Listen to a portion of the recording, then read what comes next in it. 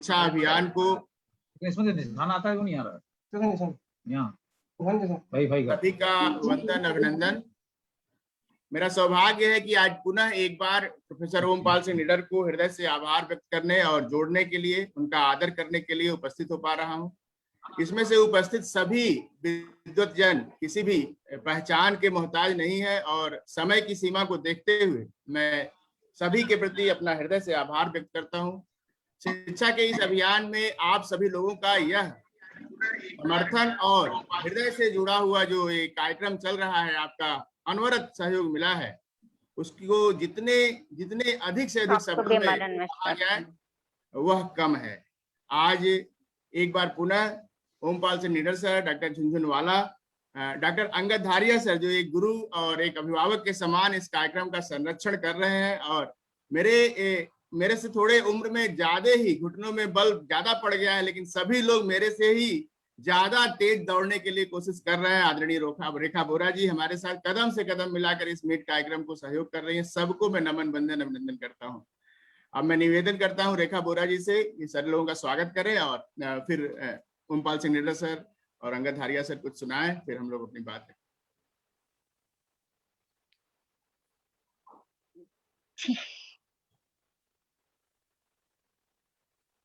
आपकी आवाज नहीं आ रही। रेखा जी आपकी आवाज नहीं आ रही है।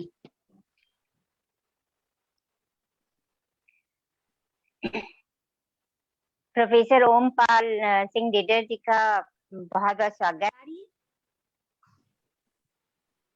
आ रही आवाज जी डॉक्टर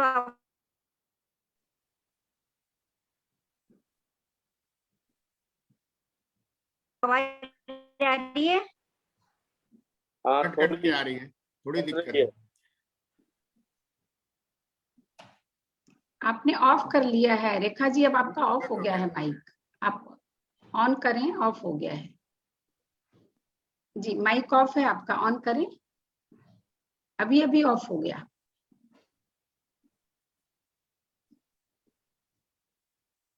हाँ अब ऑन हुआ है जी, बोले। मैं रेखा जी जी आवाज आ रही है? जी जी बिल्कुल आ रही है, बोलिए।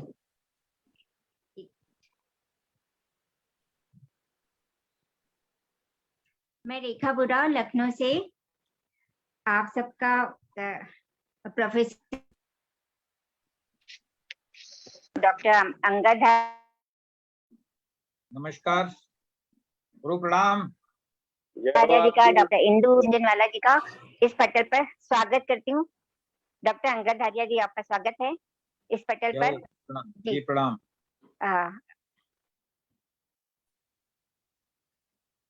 मैं अब डॉक्टर इंदु झुनझुनवाला जी से निवेदन करता हूँ। डॉक्टर सत्य प्रकाश पांडे जी का पटल जो है लगातार जी जी जी जी डॉक्टर झुनझुनवाला से मैं शेयर कर देती हूँ।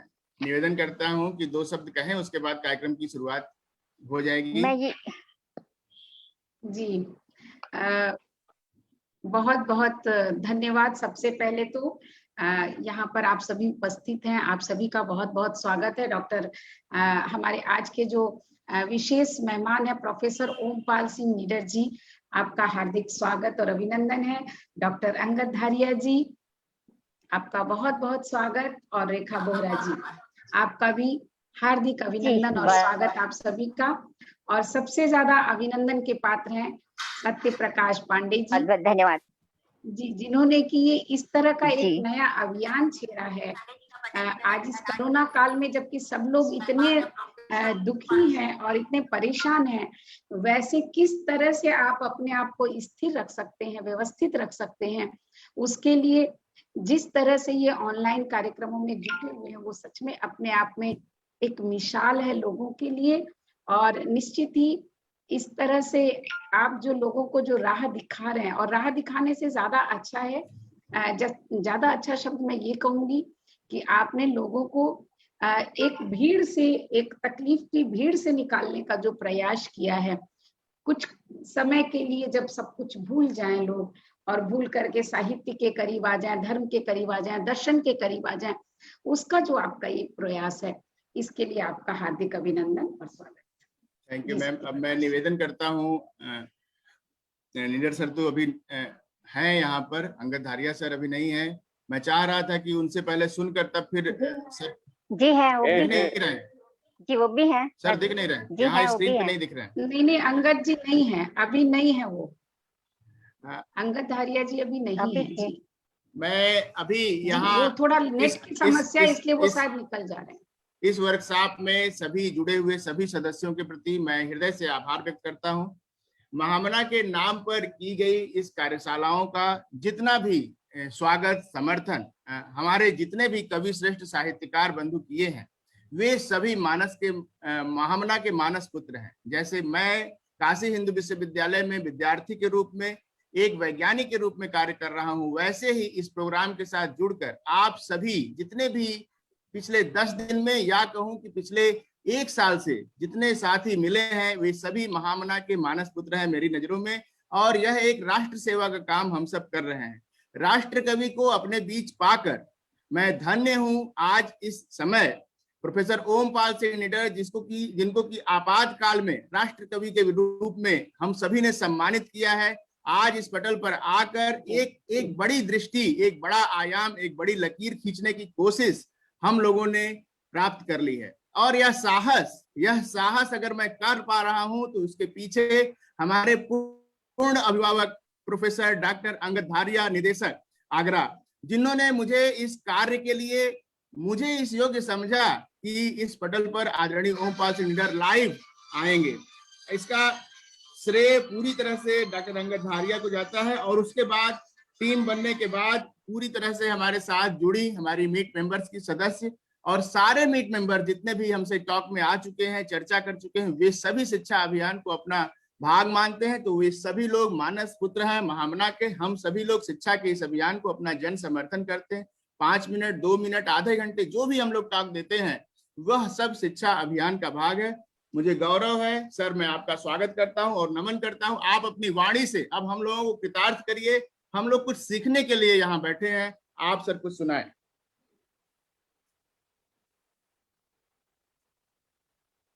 भाई डॉक्टर सत्यप्रकाश जी, अंगद कहाँ गए? मैं देखता हूं सर। अंगद को देखो जरा, किसी से और बुलवाओ 1 मिनट, फिर मैं बोलूं। जी सर। थोड़ा सा नेट की समस्या है शायद, इसलिए उनके पास, अंगद जी के पास।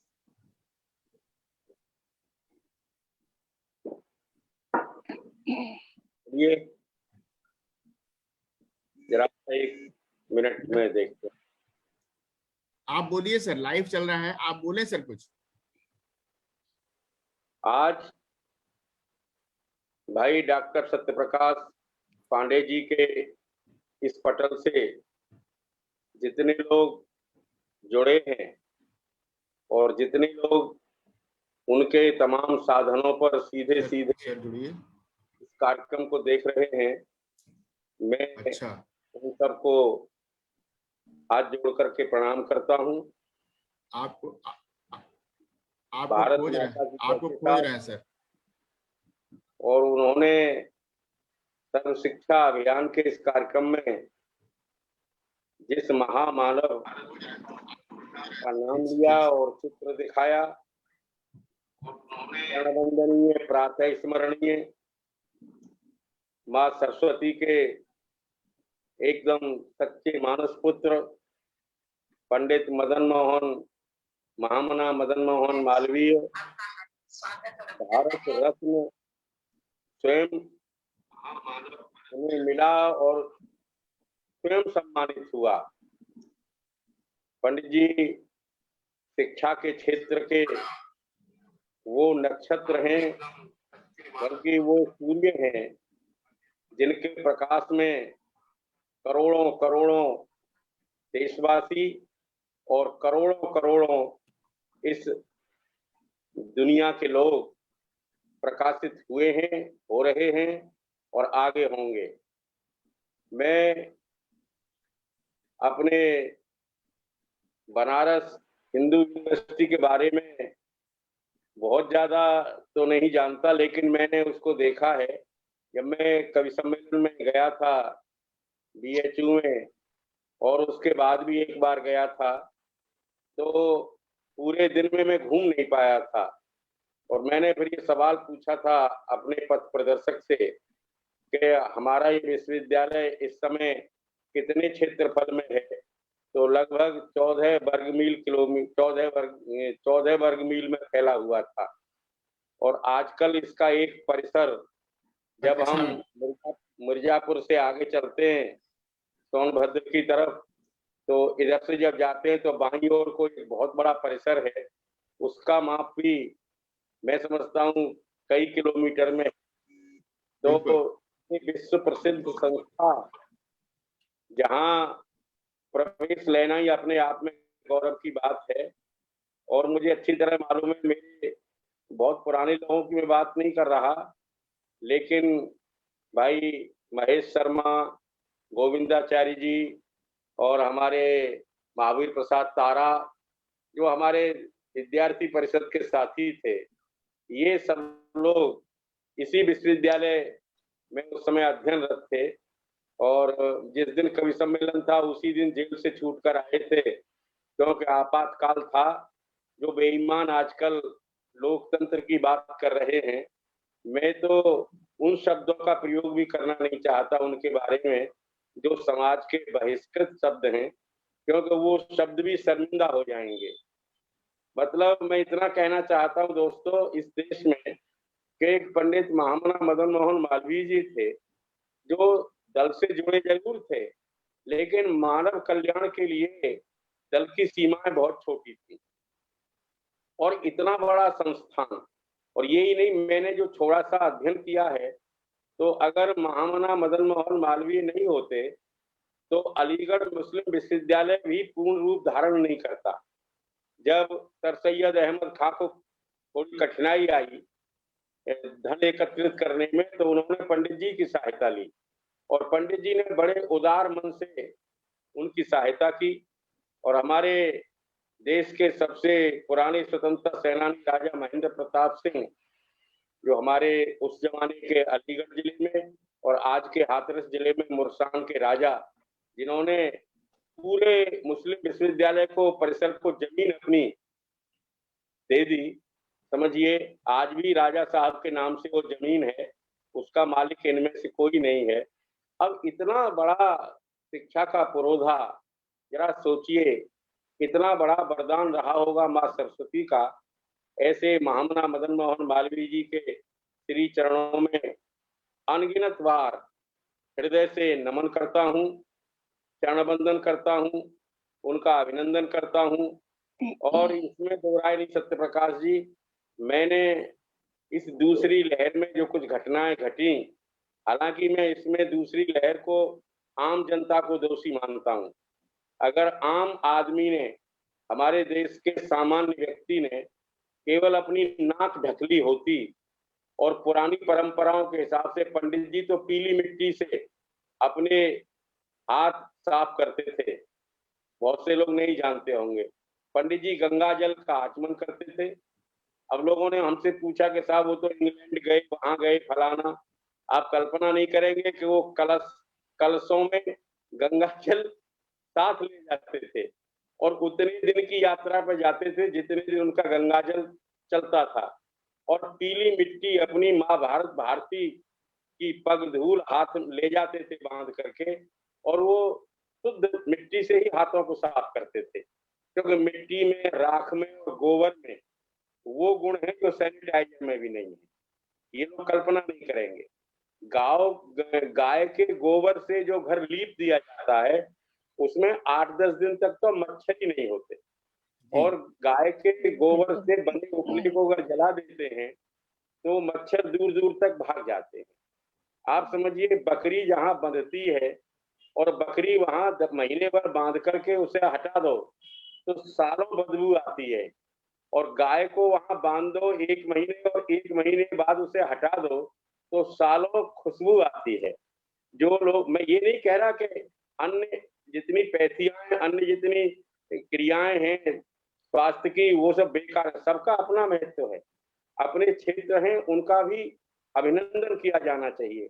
लेकिन जो गाय का अपना रूप है, जिससे पंडित महामना मदन मोहन मालवीय जुड़े थे, और जिसका बहुत ज्यादा वो सम्मान करते थे, ये एक बड़ी बात है। और राजनीतिक दल के थे, ऐसा नहीं कि नहीं थे, राजनीतिक दल के होते हुए भी उन्होंने अपने धर्म, अपनी संस्कृति, अपने संस्कार, अपनी मानवता, इन सबको कभी नहीं छोड़ा। कभी कभी ऐसा लगता है कि कुछ ऐसे लोग हुए आजादी के आंदोलन के समय जिन्होंने हमारी संस्कृति को सुरक्षित किया। आप समझिए, ये बड़ी चीज है। मैं प्रणाम करता हूं उनके चरणों में। और मेरा सौभाग्य नहीं था सत्य प्रकाश के मैं वहां पढ़ता, या मेरा सौभाग्य नहीं था, क्योंकि मैं जब एक जगह स्थापित हो गया एसआर के पीजी कॉलेज में, तो फिर मेरा मन नहीं किया कहीं जाने का। मुझे यही इतना आनंद आया। मुझको मेरी कुटिया प्यारी, तुम्हें तुम्हारे महल मुबारक। महामना मदन मोहन वाल्मीकि एक बहुत बड़े धन संग्रह करता थे, गालियां तक खाने को तैयार रहते थे, फिर भी वो कबीर के कितने बड़े अनुयायी थे। कबीर ने कहा था, मर जाऊं मरूं नहीं अपने तन के काज, परमार्थ के कारण मोह न आवे लाज। उसी काशी में महामना मदन मोहन वाल्मीकि ने उनके इस दोहे को चरितार्थ किया और इतना बड़ा संस्थान खड़ा किया, इतना, जिससे करोड़ों करोड़ों लोग लाभान्वित हुए और सीधे सीधे हजारों हजारों लोग लाभान्वित हो रहे हैं। आप कल्पना करिए। और बड़े बड़े सभी क्षेत्रों में, अब तो मुझे ध्यान नहीं है, लेकिन एक है सस्य विज्ञान कृषि क्षेत्र का। जब मैं तुम्हारे विश्वविद्यालय में आया था तो उस अकेले विभाग में 116 प्रोफेसर थे, 116। आप सोचिए कितना बड़ा संस्थान है। मैं उसी कविता को पढ़ना चाहता हूँ, महामना के चरणों में नमन करते हुए। चार पंक्ति, महामना के चरणों में 4 पंक्ति पढ़ रहा हूँ कि उस कोख को बार हजार नमन, जिस कोख में जन्म लिया तुमने। मैं उनकी जन्मदात्री माता के चरणों में प्रणाम करते हुए उनको अपनी शब्दांजलि समर्पित करना चाहता हूँ। जिस उस कोख को बार हजार नमन, जिस कोख में जन्म लिया तुमने। उस गोद को बार हजार नमन, जिस गोद में छीप पिया तुमने। उस गेह को बार हजार नमन, उस घर को, उस गेह को बार हजार नमन, जिस गेह को प्यार दिया तुमने। इस माटी की कौन कहे जिस पे निज जीवन बार दिया तुमने। इस माटी की कौन कहे जिस पे जीवन बार दिया तुमने। ऐसे महामना के चरणों में वंदन, अभिनंदन और चंदन लगाते हुए मैं अपनी उसी कविता को पढ़ रहा हूँ। डॉक्टर सत्यप्रकाश पांडे ने जिसकी ओर मेरे लिए संकेत किया है। बिल्कुल सर, बिल्कुल। और विशेषकर लिखी गई थी सर जब मैं पढ़ता था दोस्तों बीए ऑनर्स में, लेकिन ये पढ़ी गई मंच पे तब जब देश में आपातकाल लगा, और ये पंक्तियां उससे ज्यादा बढ़िया कभी उपयोग में आ नहीं सकती थी। सौभाग्य है देश की सैकड़ों जेलों में जो राजनीतिक बंदी थे और विशेषकर संघ के लोग इस कविता को जरूर पढ़ते थे। उन सब ने मुझे बताया भी और लौट के सुनाया भी, और उन्हें ये नहीं मालूम थी कविता मेरी है, लेकिन पढ़ते थे, कभी मंच पे सुन लिया। सुने दोस्तों? बिल्कुल बिल्कुल, स्वागत कर रहा हूँ मंजरी पांडे मैम का। सुनिए, मुझको मेरी कुटिया प्यारी, तुम्हें तुम्हारी महल मुबारक। अगर कुछ लोगों को आपातकाल का ज्ञान होगा और 2 शब्दों का ज्ञान होगा, एक प्रगतिशील और एक प्रगति विरोधी, तो तथाकथित बेईमान लोगों को जिनके विदेशों में स्विट्जरलैंड और मॉरिशस में खाते हैं और 200 खरब रुपए जमा हैं, उन दोगले लोगों के बाप के नाम पे जो आज सवाल पूछ रहे हैं, आप जरा सोचिए, लोकतंत्र की बात कर रहे हैं। 21 महीने तक लोकतंत्र का गला घोंटने वाले लोग, मेरे जैसे व्यक्ति को 2-2 बार जेल भेजने वाले बेईमान आज लोकतंत्र की बात कर रहे हैं। बहुत आश्चर्य होता है। वैक्सीन पे रो रहे हैं, खुद वैक्सीन नहीं लगवाया। ऐसे लोगों के नाम ये कविता लिखी गई है। चाहे किसी दल का आदमी आ जाए, मुझे कोई फर्क नहीं पड़ता। सुनना दोस्तों, मुझको मेरी कुटिया प्यारी, तुम्हें तुम्हारे महल मुबारक। इन ईंटों की ऊंचाई को मैंने नमन नहीं सीखा है, इन ईंटों की ऊंचाई को मैंने नमन नहीं सीखा है। और इसकी पहली पंक्तियां हैं मित्रों कि सच्चे हृदय के मानव की प्यार भरी फटकार सुहाए। इनका आप पुस्तक और चित्र लिए बैठे हैं, ये सब सर्वोपरि है उसमें। हमारे महामना, हमारे अटल बिहारी वाजपेयी, ये जैसे लोग, आप सोचिए, कवियों में रामधारी सिंह दिनकर और तमाम लोग, मैं सबका नाम लूंगा तो पूरा समय निकल जाएगा, कि सच्चे हृदय के मानव की प्यार भरी फटकार सुहाए, लेकिन गिरगिट रूपी जन का मुझको मीठा प्यार न भाए। क्या बात, का अंश नहीं है, जिसमें सत का अंश नहीं है, मुझको वह सत्कार न भाए। सब कुछ अच्छा लगता है पर मानव का व्यापार न भाए। क्या बात, सब कुछ अच्छा लगता है पर मानव का व्यापार न भाए, कि बेईमानी के बल पर जो ठेकेदार बने बैठे हैं, क्या आप बात, समझना, बिल्कुल सर, बेईमानी के बल पर जो ठेकेदार बने बैठे हैं, उन लोगों की प्रभुताई को मैंने नमन नहीं सीखा है। उन लोगों की प्रभुताई को मैंने नमन नहीं सीखा है। मुझको मेरी कुटिया प्यारी, तुम्हें तुम्हारे महल मुबारक, इन ईंटों की ऊंचाई को मैंने नमन नहीं सीखा है। और दोस्तों, ये 4 पंक्तियां पढ़ रहा हूं आपके सामने, कि तुमने दीवारों की जड़ में दफनाया जिंदी लाशों को। तुमने, आप सोचिए, देश के धर्म और संस्कृति की बात करने वाले डॉक्टर श्यामा प्रसाद मुखर्जी, महामना की तरह जीवन जीने वाले पंडित दीनदयाल उपाध्याय, डॉक्टर राम मनोहर लोहिया, आप कल्पना करिए, कार्ल मार्क्स से ज्यादा बड़ा दिमाग रखने वाला लोहिया, क्या हुआ इनका? ये संस्कृति की बात करते थे कि तुमने दीवारों की जड़ में दफनाया जिंदी लाशों को, अंगारों की तह के ऊपर बुला रहे हो मधुमासों को। क्या बात, पे टिप्पणी थी, तुमने दीवारों की जड़ में दफनाया जिंदी लाशों को, अंगारों की तह के ऊपर बुला रहे हो मधुमासों को, स्वर्ण अक्षरों में लिखते हो अपने काले अभ्यासों को, स्वर्ण अक्षरों में लिखते हो अपने काले अभ्यासों को, और चांदी के टुकड़े पाकर के तोड़ दिया सब विश्वासों को। क्या बात, क्या बात, बहुत सुंदर, बहुत सुंदर, बहुत सुंदर। चांदी के टुकड़ों को पाकर तोड़ दिया है विश्वासों को। बहुत सुंदर, बहुत सुंदर, बहुत सुंदर। के काले मन से तो काला तन ही अच्छा है। क्या बात, अगली पंक्ति समझना, सुंदर तन के काले मन से, सुंदर तन के काले मन से तो काला तन ही अच्छा है, क्योंकि नीच सुंदरता ही को मैंने नमन नहीं सीखा है। क्या बात, बहुत समीचीन थी। और आज मेरे योगी जैसे ईमानदार व्यक्ति के पीछे कुछ भड़ुए पड़े हैं, कुछ विषकन्याएं पड़ी हैं, समझ गए? ऐसे लोगों पर चोट कर रहा हूं, और तब वो जेल भेज देते थे, अब तो उंगली उठाएंगे तो उंगली भी लोग बीच में ही काट लेंगे, इसलिए लड़ना उन्होंने। हाँ, सुंदर तन के काले मन से, बेटियों सुनना, बहनों सुनना, सुंदर तन के काले मन से तो काला तन ही अच्छा है, क्योंकि नीच सुंदरताई को मैंने नमन नहीं सीखा है। इन ईंटों की ऊंचाई को मैंने नमन नहीं सीखा है। मुझको मेरी कुटिया प्यारी, तुम्हें तुम्हारे महल मुबारक।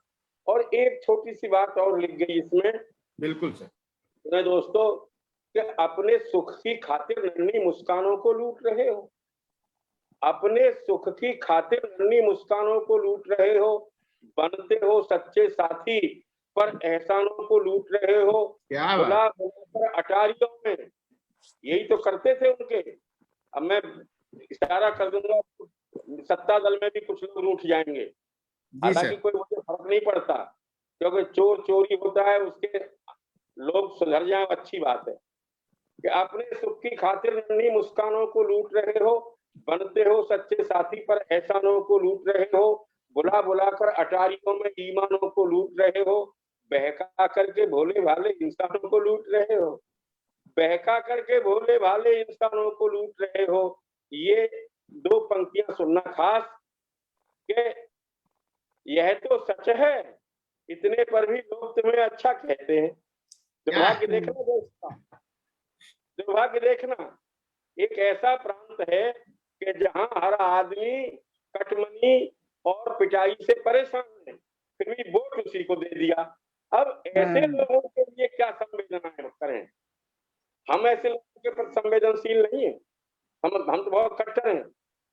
हाँ, यह तो सच है, इतने पर भी लोग तुम्हें अच्छा कहते हैं, लेकिन तुमसे अन्यायी को मैंने नमन नहीं सीखा है, लेकिन तुमसे अन्यायी को मैंने नमन नहीं सीखा है। मुझको मेरी कुटिया प्यारी, तुम्हें तुम्हारे महल मुबारक, इन्हीं चौकी ऊंचाई को मैंने नमन नहीं सीखा है। और किसान का बेटा था, कष्ट भी सहे थे, सुख भी भोगे थे। तो वो पीड़ा मेरे दिमाग में थी कि मेहनत की सूखी रोटी से अच्छे नहीं तुम्हारे व्यंजन। मुझे लोभ दिया गया जब मैं बीए ऑनर्स के फाइनल में था, तो मैंने कहा नहीं, ये नहीं चलेगा, मैं जो हूँ वही ठीक हूँ। मेहनत की सूखी रोटी से अच्छे नहीं तुम्हारे व्यंजन, मेरे हाथों की मिट्टी से अच्छा नहीं तुम्हारा चंदन, मेरे हाथों की मिट्टी से अच्छा नहीं तुम्हारा चंदन, मेरे फटे हुए बस्तों से बुरा तुम्हारा उजला दामन, क्योंकि रक्त चूसा है तुमने, मैंने सदा बहाए श्रम कर। क्योंकि रक्त चूसा है तुमने, मैंने सदा बहाए श्रम कर। बहुत सुंदर, बहुत सुंदर। तो बेच बेच कर कच्ची कलियां माली तुम बन गए चमन के। ये पंक्तियां सुनना दोस्तों। हाँ सर। लड़कियों के व्यापार करने वाले लोग यहाँ मंत्री और मिनिस्टर रहे, समझिए, बेच बेच कर कच्ची कलियां माली तुम बन गए चमन के, लेकिन तुमसे हर जाई को मैंने नमन नहीं सीखा है। नमन नहीं सीखा है। बहुत स्वागत करते हैं डॉक्टर अंगद धारिया सर का पुनः एक बार। अंगद धारिया सर हम लोगों से जुड़ गए हैं, पूरे कार्यक्रम को अपने पूरे समर्थन से, हृदय से और इस पन्ने में लिखे हुए असंख्य नामों को जोड़ने वाले आदरणीय डॉक्टर अंगद धारिया का मैं स्वागत करूं, यह मेरे लिए असंभव है। मैं कृतज्ञ हूं सर के प्रति। जितने लोगों के भी नाम आए हैं उसमें अधिकांश लोग सर के द्वारा प्रेरित हैं। उनका ये निर्देशन है कि यह शिक्षा का अभियान कभी भी खाली नहीं होना चाहिए। शब्दांजलि अगर पढ़ रही है तो पढ़नी चाहिए, और जो विषय दिया गया है वह विषय इतना इम्पोर्टेंट है, उसमें जितना भी शब्द कम है। हाँ सर, हाँ सर। मैंने वो बात रोक दी थी क्योंकि अंगद धारिया आ गए हैं। जी सर, जी सर। अंगद धारिया के कहने पर, केवल अंगद धारिया के कहने पर मैंने 2 जगह स्वीकृति दी है। वरना मैं मना कर सकता था, एक तुम्हारे यहाँ और एक मथुरा में, वरना सबसे मैंने मना कर दिया। जब तुम दोनों को स्वीकृति दे दी तो फिर चंद लोगों के फोन आए, दादा हमसे क्या दुश्मनी है, तुम उनकी विचार करेंगे 20 दिन बाद। आप सोचिए, उनको 20 दिन का लंबा गैप दे दिया। ये दिमाग में से मित्रों का छवि निकलती नहीं है, मित्र बिछड़ गए। तो लेकिन क्योंकि अब काम तो करना है समाज का, बिल्कुल काम करेंगे। और सरकार तो तन की वैक्सीन दे रही है, मानसिक देते हैं, इसलिए मानसिक वैक्सीन। मैं एक और 4 पंक्तियां पढ़ रहा हूँ इसमें, दोस्तों सुनो और उस इमरजेंसी को ध्यान में रखना, और मैंने जो कट टिप्पणी की थी उसे भी ध्यान में रखना कि जो तन बेच बेच कर अपना हर आराम किया करती है। अब समझना, जो तन बेच बेच कर अपना हर आराम किया करती है, उनके गुंडा पार्टी के लोग जो आजकल बैठे ट्विटर पर बैठे रहते हैं हर समय, और मात्र 90 लाख रुपए में अपना बाप बेच दिया और चीन की बुराई नहीं करते। एक फाउंडेशन है उनके पिताजी के नाम पे, मैं क्योंकि उस भले आदमी का नाम नहीं ले रहा। सुनना दोस्तों, जो तन बेच बेच कर अपना हर आराम किया करती है, केवल भौतिक सुख की खातिर गंदे काम किया करती है, अंक शाइनी बन गए की मैं के जाम पिया करती है, इज्जत लेकर भी दे दे धन उसे सलाम किया करती है, इज्जत लेकर भी दे दे धन उसे सलाम किया करती है, उसको प्रगतिशील कहकर तुम 100 बार करो अभिनंदन। क्योंकि ये प्रगतिशील शब्द बहुत चलता था उस समय, और हम लोग CIA के एजेंट बताए जाते थे। आप जरा सोचना, देश बांटने वाले लोग तो थे प्रगतिशील और देशभक्त, और देश के लिए लड़ने वाले और प्राण देने वाले लोग थे देशद्रोही। इससे बड़ा पाखंड होगा कोई? सोचिए। देखिए, जो तन बेच बेच कर अपना हर आराम किया करती है, केवल भौतिक सुख की खातिर गंदे काम किया करती है, अंक शाइनी बन गैरों की मैके जाम पिया करती है, इज्जत लेकर भी दे दे धन उसे सलाम किया करती है, उसको प्रगतिशील कहकर तुम 100 बार करो अभिनंदन। इस कविता की खूबी यह है कि इसमें कोई भी ओछा शब्द नहीं है। जी सर, गालियां बहुत हैं, गालियां जबरदस्त हैं, लेकिन इतने उच्च कोटि के शब्दों का प्रयोग है कि नीच कोटि के लोग ज्यादा परेशान हो जाते हैं। जी सर, आप समझ रहे हैं?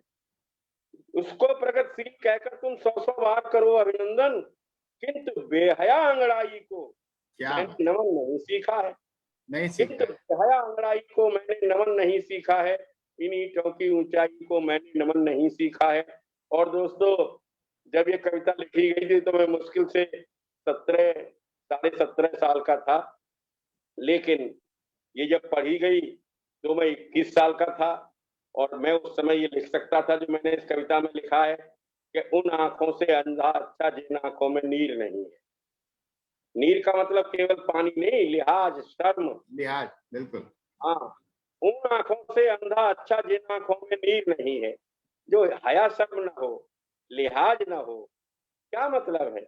उन आंखों से अंधा अच्छा जिन आंखों में नीर नहीं है, उस हृदय से पत्थर अच्छा जिस हृदय में पीर नहीं है। वैश्यालय और मदिरालय में बना कोई रणधीर नहीं है। क्या बात! वैश्यालय और मदिरालय में बना कोई रणधीर नहीं है। भली निपुती पुत्रवती से जिसका बेटा वीर नहीं। क्या बात! भली निपुती पुत्रवती से जिसका बेटा वीर नहीं है, कि फैशन की अंधी दुनिया में जिसे वतन का ध्यान नहीं कुछ। फैशन की अंधी दुनिया में जिसे वतन का ध्यान नहीं कुछ, उस बेहूदी तरुणाई को मैंने नमन नहीं सीखा है। इन ईंटों की ऊंचाई को मैंने नमन नहीं सीखा है। मुझको मेरी कुटिया प्यारी, तुम्हें तुम्हारे महल मुबारक। इन ईंटों की ऊंचाई को मैंने नमन नहीं राष्ट्र कवि के रूप में हम सभी के पूज्य आदरणीय प्रोफेसर ओमपाल सिंह निडर सर के इस कविता को सार गर्भित करने वाली यह 21 वर्ष की या 18 वर्ष की कविता हर युवा वर्ग की कविता है। हर युवा इसी तरह तड़पता है। किसी भी राजनीतिक या किसी भी विद्वेष के जब संस्कार को झेलता है तो उसके भीतर यही भाव आता है, और वह चाहता भी है विरोध करना, लेकिन वह विरोध नहीं कर पाता। वह अपने को दबा देता है, रोक देता है।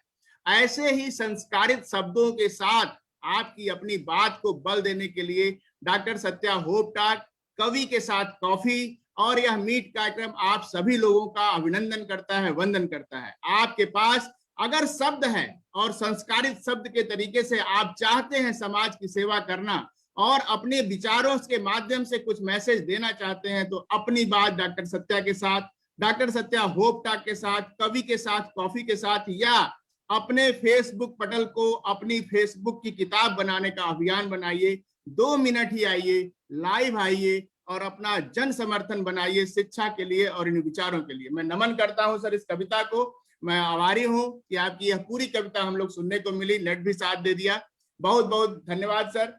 अब हम स्वागत करते हैं डॉक्टर अंगद धारिया सर का, जिनका काम ही है अपने से छोटे और जितने भी गुणवान हैं, भले उनको कम आता है, उनको नहीं आता है, लेकिन हर जगह वे सदा खड़े रहे हैं। अभी मैंने जितना अपनी दृष्टि, मेरी छोटी दृष्टि है, लेकिन जितने भी मैं समझ पाया हूं उससे मैंने यही देखा है कि डॉक्टर अंगद धारिया यदि कहीं कदम दबा दिए हैं तो वहां से हटा नहीं सकता। विरोध के स्वर आते जाएं, छिद्रान्वेषण होते जाएं। मुझे नहीं दिखता वह स्थान जहां अगर डॉक्टर अंगद धारिया ने कदम रख दिया है तो अगर रावण की लंका भी जल जाएगी लेकिन कदम नहीं हटेगा। ये मेरे शब्द नहीं है, मेरे विचार है। मैं इसको एकदम जीता हूं, मानता हूं।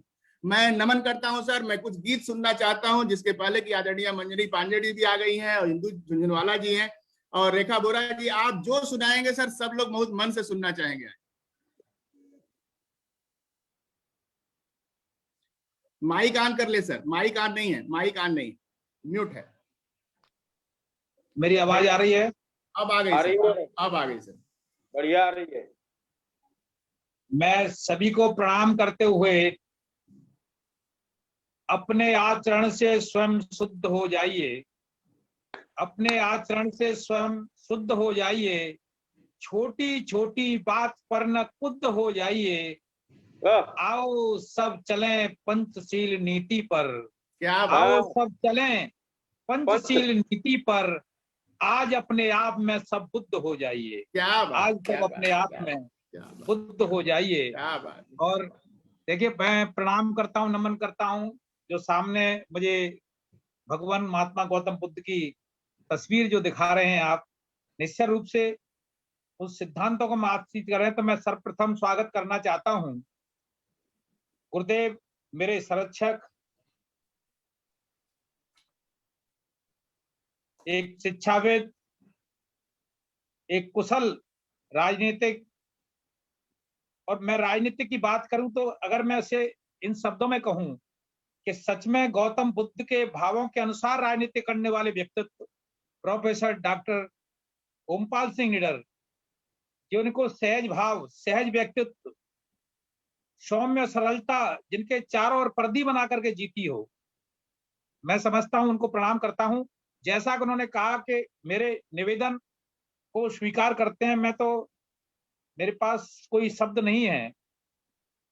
यदि मैं कुछ कहूं तो कोई अतिशयोक्ति नहीं होगी कि साहित्य जगत में और मानवीय जीवन में यदि मुझे उस महान संतों, उन प्राकट भगवान स्वरूपों से लेकर के अगर कहीं जीवन जीने की कला को मैं सीख पाया हूं तो प्रोफेसर ओमपाल सिंह निडर जी से सीख पाया हूं, और उनके वंदन करते हुए प्रणाम करता हूं, उनका स्वागत करता हूं। जय हो आपकी, जय हो। साथ ही साथ में आज इसी कार्यक्रम में भाग ले रही बड़े सौम्य सहज स्वभावी डॉक्टर इंदु झुंझुनवाला जैन, जो लेखिका हैं, समाज सेविका हैं, प्रोफेसर हैं, और साथ ही साथ वो संस्थापिका हैं। मैं उनके इससे पहले भी आदरणीय गुरुदेव इनके अपने पेज पर वक्तव्य आते थे सामाजिक सरोकारों से लेकर के, तो मैं झुंझुनवाला जी से बड़ा प्रभावित हूं कि वो अपने कम समय में सारगर्भित बात कहने की क्षमता उनके अंदर है। मैं उनकी लेखनी को प्रणाम करता हूं, उनके वक्तव्य को प्रणाम करता हूं। बिल्कुल बिल्कुल बिल्कुल। और साथ ही हमारी आदरणीय रेखा बोरा जी, जो लेखिका और राष्ट्रीय कवित्री हैं और विश्व स्वास्थ्य संगठन से जुड़ते हुए लखनऊ विश्वविद्यालय से शायद सेवानिवृत्त हैं, लेकिन सोशल और समाज सेवा और साहित्य संगम के साथ साथ वो अपने एक ऐसा तारतम्य बना करके चलती हैं, स्वाभावी हैं। मैं उनको नमन करता हूं। अब मुझे जो नमन करना है, जो प्रणाम करना है, एक ऐसे व्यक्तित्व को प्रणाम करना चाहता हूं, एक ऐसे, यदि मैं आज के समय में शिक्षा जगत के रूप में कहूं तो उस महापुरुष को भी प्रणाम करना चाहता हूं, जिसने एक शिक्षा का अभियान अभी प्रारंभ होने से पहले आदरणीय झुंझुनवाला जी प्रश्न कर रही थी कि क्या आपको इनका एक एक मिनट का हर पूरे दिन कार्यक्रम चलाने के बाद, चाहे वो सृष्टि, व्यष्टि से सृष्टि समष्टि तक की यात्रा, सिद्धार्थ से गौतम बुद्ध बनने की यात्रा, आओ चलें बुद्ध की ओर, डॉक्टर सत्यप्रकाश जो एक BHU के वैज्ञानिक, उनका जो अभियान है, झुंझुनवाला जी ने प्रश्न किया, लेकिन कि वो इससे क्या लाभ है, उन्होंने अपनी बात रखी, अपनी बात उन्होंने कही। मैं सिर्फ ये कहना चाहता हूं कि नीचे बंद कर, एक पहला ऐसा गुरुदेव ये अभियान है शिक्षा का, गुरुदेव मेरी बात सुन रहे होंगे, डॉक्टर सत्यप्रकाश जी मेरी आवाज आ रही है? बिल्कुल आ रही है सर, बिल्कुल आ रही, बिल्कुल आ रही। तो मैं ये कहना चाहता हूं कि डॉक्टर सत्यप्रकाश ने डॉक्टर सत्या हॉपटॉक एक उम्मीद की किरण शिक्षा के क्षेत्र में ही नहीं, बल्कि ये पहला ऐसा अभियान है शिक्षा का, एक ऐसी जनून लेकर के डॉक्टर सत्यप्रकाश चल रहे हैं। उनका मकसद मैं समझ पाया हूं यहां तक कि एक भारत के उस नवांकुर युवा शक्ति को एक ऐसा आयाम देने का जो प्रण किया है उन्होंने, एक ऐसा आयाम देने का, एक ऐसा मार्ग देने का प्रयास किया है जिसमें उन जरूरतमंदों को शिक्षा के साथ साथ उनके व्यक्तित्व, नेतृत्व, विकास की क्षमता को बढ़ाने का जो काम कर रहे हैं। क्योंकि मेरा मानना है कि जिस तरह से नेत्र में ज्योति होती है, कितना भी बड़ा सर्जन हो, कितना बड़ा डॉक्टर हो, वैज्ञानिक हो, लेकिन यदि ज्योति की नस अगर उसके अंदर नहीं है तो वो कोई ज्योति डाल नहीं सकता। नेत्र पे पड़े पटल पर, नेत्र के पड़े पटल पर काला पानी हो, मोतिया बिंद हो, अन्य जाला पड़ गया हो, उसे हटाने का काम कर सकता है, ऑपरेट करके निकाल सकता है, लेकिन ज्योति उसमें होना जरूरी है। तो ऐसे ज्योति को खोजने का काम जो डॉक्टर सत्या ने किया है, मैं समझता हूं कि उनके मानसिक तनाव को दूर करते करते आज कोरोना काल में इम्यूनिटी पावर की जरूरत पड़ रही है। जैसा गुरुदेव ने कहा कि हम बिल्कुल ऐसे स्थिति में है, कहीं लाइव करने का मन नहीं होता। बिल्कुल, बिल्कुल। हमारे तमाम साथी जिनका नाम ख्याल हूं मैं, उनको श्रद्धा से समर्पित करता हूं, जो साथी इसमें कोरोना काल में छोड़ के चले गए हैं। और मैं बड़ा अंदर से मन दुखित है, अवसाद की ओर दिमाग चला जाता है। लेकिन आखिर हम ऐसे अवसाद में कब तक जिएंगे? और निश्चित रूप से अगर हम अधिक अवसाद में रहे, आज के लिए जो आगे काम करना है, जो संदेश देना है, जो आगे हमें अपने कर्तव्यों का पालन करना है प्रकाश पांडे जी को, कि वो एक दूसरे से जोड़ करके और ऐसे शिक्षा के अभियान को लेकर चल रहे हैं जहाँ व्यक्ति सहज है। एक 3-4 शब्द अक्षरों में सर्वांगीण लिख जाता है, लेकिन सर्वांगीण का मायने क्या है, तब मैं गौतम बुद्ध की ओर चलता हूँ। और आप गीत की बात कर रहे हैं तो मैं केवल इतना कहना चाहता हूँ कि जो गौतम बुद्ध का एक बहुत सारी कथा की जरूरत नहीं है। हालांकि बात करें तो कोई, मैं समझता हूँ हमारा जीवन छोटा पड़ जाएगा, बहुत सिद्धांत बताने में असमर्थ रहेंगे। लेकिन मैं एक उनका प्रेरक प्रसंग जरूर आपके सामने गीत पढ़ने से पहले रखना चाहता हूँ। बिल्कुल, स्वागत। और उनका प्रेरक प्रसंग यह है कि जब व्यक्ति मन क्रम वचन के साथ जब कहीं चलता है, तो एक जो धर्म की बात हम करते हैं, और धर्म में कर्म और ज्ञान, ये दोनों चीजों का ये आपसी तालमेल जब तक नहीं होता, न कर्म न ज्ञान एक दूसरे में अधूरा है। जिस तरह से आज हम डॉक्टर सत्यप्रकाश के बिना अधूरे हैं, अगर ये नहीं है तो हम अपने वक्तव्य कहाँ रखेंगे, अपने विचार हम कहाँ रखेंगे, अपनी बात को किस प्लेटफॉर्म पे कहेंगे। इसलिए मैं तो बार बार साधुवाद देता हूँ, और मैंने पूरे देश में ये अभियान चलाया है कि जो भी व्यक्ति मेरी पहचान का है, जैसा कि अंगद के पैर जमाने वाली बात अभियान ने की, पूरे देश के कोने कोने में जो भी साक्षात्कार हैं, जो शिक्षाविद हैं, जो मेरे से जरा भी संपर्क में है, और बड़ा प्रोफेसर साहब आपसे क्या कहना, मैं झुंझुनवाला जी और रेखा जी से कहना चाहता हूँ, कोई भी व्यक्ति देश में ऐसा नहीं है जिससे मैंने कहा कि उस पटल पे आपको जाना है, किसी व्यक्ति ने असमर्थता नहीं जताई, ये मेरे लिए सौभाग्य की बात है। तो मैं समझता हूँ शायद भगवान गौतम बुद्ध की ऐसी कृपा, उनके भावों का जो संरचना है, उनका प्रभाव है कि हम उन काम को करने में सफल होने की ओर जा रहे हैं। जैसा कि अभी झुंझुनवाला जी ने एक और प्रश्न किया था, उन्होंने कहा कि आपको इस मंजिल का क्या स्थिति है, तो मैंने कहा, इसको मनोविरोध में भी कहा और सच्चाई में भी कहा कि जब झुंझुनवाला जी पेज पे आ गई तो मंजिल स्वाभाविक है, मंजिल स्वाभाविक है। और इसलिए दोनों सभी अतिथियों का सत्कार करता हूं और प्रेरक प्रसंग को कहना चाहता हूं कि जब भिक्षा लेने के लिए गुरुदेव एक किसान के पास गौतम बुद्ध गए, मेरी आवाज सुन रहे हैं डॉक्टर साहब? हाँ, आ रही है। जी जी। तो भिक्षा लेने गए तो किसान ने कहा, हे महात्मा, आप भिक्षा मांगते हो, मैं किसान हूं, अपनी मेहनत, अपनी खून पसीना बहा करके फसल पैदा करता हूं, हल चलाता हूं, बीज डालता हूं, तुम क्या करते हो? मैं तो मेहनत से कमा के जब मैं अपनी दो जून की रोटी खाता हूं। तब गौतम बुद्ध ने कहा, भगवान गौतम बुद्ध ने कहा कि महाराज, खेती तो मैं भी करता हूं, खेती मैं भी करता हूं, किसान मैं भी हूं, और उसमें मेरे पास जो बीज है वो जिज्ञासा का बीज है।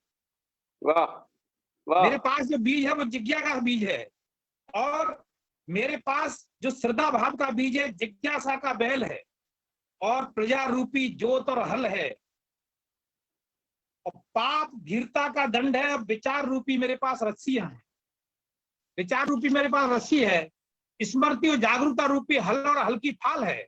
मैं वचन और कर्म से संयमित होकर अपनी एक खेती करने का काम करता हूं, जिससे अहंकार, अन्याय, अव्यवहार, इन सब खरपतवारों से दूर रहकर अपने जीवन के आनंद की फसल काटने का प्रयास करता हूं। वाह, बिल्कुल स्वागत। और अप्रमाद जैसा मेरा बैल है, जो तमाम विषम संकटों के बाद भी वापस मुड़ने का काम नहीं करता है, वो अपनी जोत को जोते हुए आगे बढ़ता चला जाता है। और मैं समझता हूं कि ये सारी फसल जब कटती है तो मैं शांति धाम तक वो बैल पहुंचाने का काम करते हैं। इस प्रकार मैं समझता हूं कि मैं अमृत की खेती करता हूं, आनंद की खेती करता हूं। किसान उनसे प्रभावित हुआ तो मैं एक प्रसंग इसलिए बताया कि हम इनके चाहे वो राहुल सांकृत्यन की बात हो, नागार्जुन की बात हो, और जितने साहित्य लिखे गए हैं, बहुत लंबी चर्चा का विषय है। लेकिन जो गीत की बात आपने की है कि मैं गीत सुनाऊं, तो उससे पहले मैं दो चार, आपकी इजाजत है तो मैं सभी से अपने चारों अतिथियों से इजाजत लेता हूं कि दो चार दोहे प्रस्तुत करना चाहता हूं। सुनिएगा। बिल्कुल सर, स्वागत है सर। कि राम तुम्ही, वर्तमान जो विषम काल है उस पर कहता हूँ गुरु, सुनिए। जी सर। कि राम तुम्ही सुन लीजिए,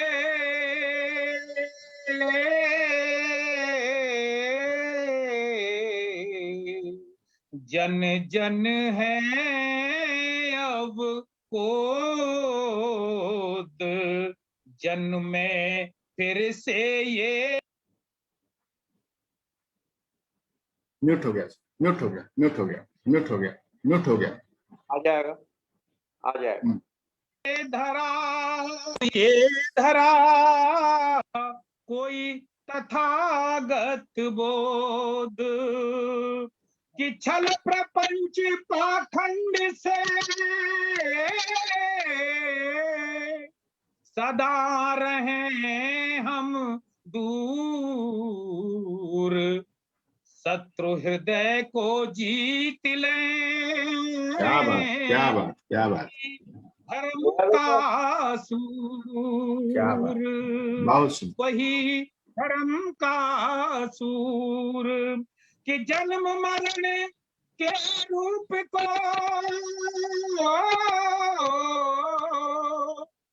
देख हुआ मन को, काल भाव मन पर गढ़े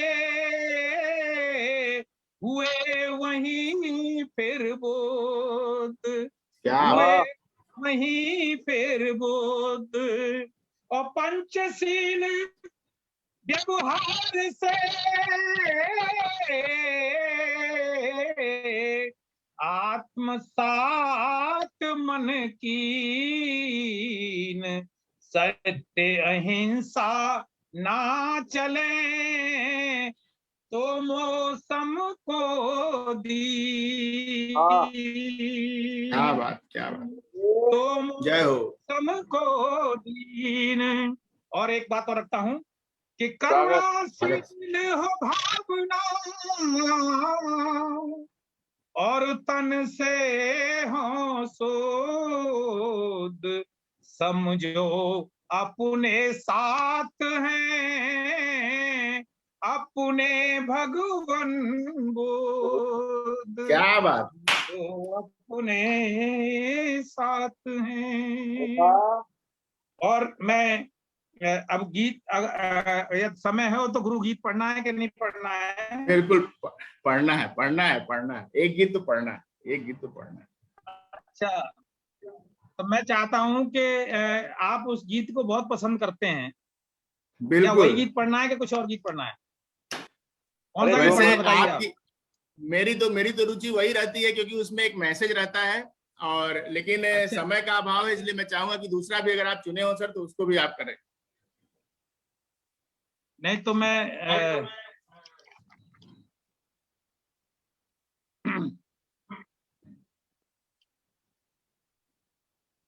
आपका नारी शक्ति अभियान भी चलता है। बिल्कुल बिल्कुल बिल्कुल, स्वागत है सर। और मैं दो पंक्ति वो सुनाता हूं, क्योंकि गीत फिर मुझे समय चाहिएगा, गीत में कम से कम 5 मिनट चाहिए, इसलिए बिल्कुल सर, स्वागत। गीत पढ़ूं कि वो पंक्तियां पढ़ूं? गीत पढ़िए सर, गीत पढ़िए, गीत पढ़िए। गीत पढ़ता हूं, सुनिए।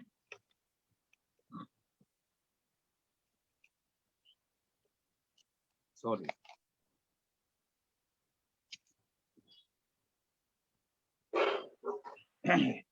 मैं दो पंक्ति पहले कोरोना पे पढ़ना चाहता हूँ गुरु।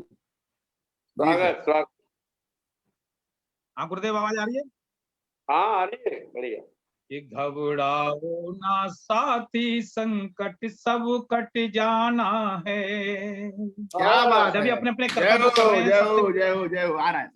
और जी, घबराओ ना साथी, संकट सब कट जाना है। विषम काल का छाया बादल सब छट जाना है। घबराओ ना साथी, संकट सब कट जाना है। घबराओ ना साथी, संकट सब कट जाना है। बहुत सुंदर, बहुत सुंदर। और अब मैं दूसरा गीत सुनाता हूँ। आपने वो गीत तो कई बार सुना है, बिल्कुल लेकिन मैं दूसरा गीत सुनाऊँ, वो भी श्रृंगार का गीत है गुरु। सुनिए। स्वागत स्वागत। किस लई सा तन लिए तेरा आना याद है, किस लई सा तन लिए तेरा आना याद है। नैन तेरे थे झुके बहते अश्रु याद है, किस लई सा तन लिए तेरा आना याद है।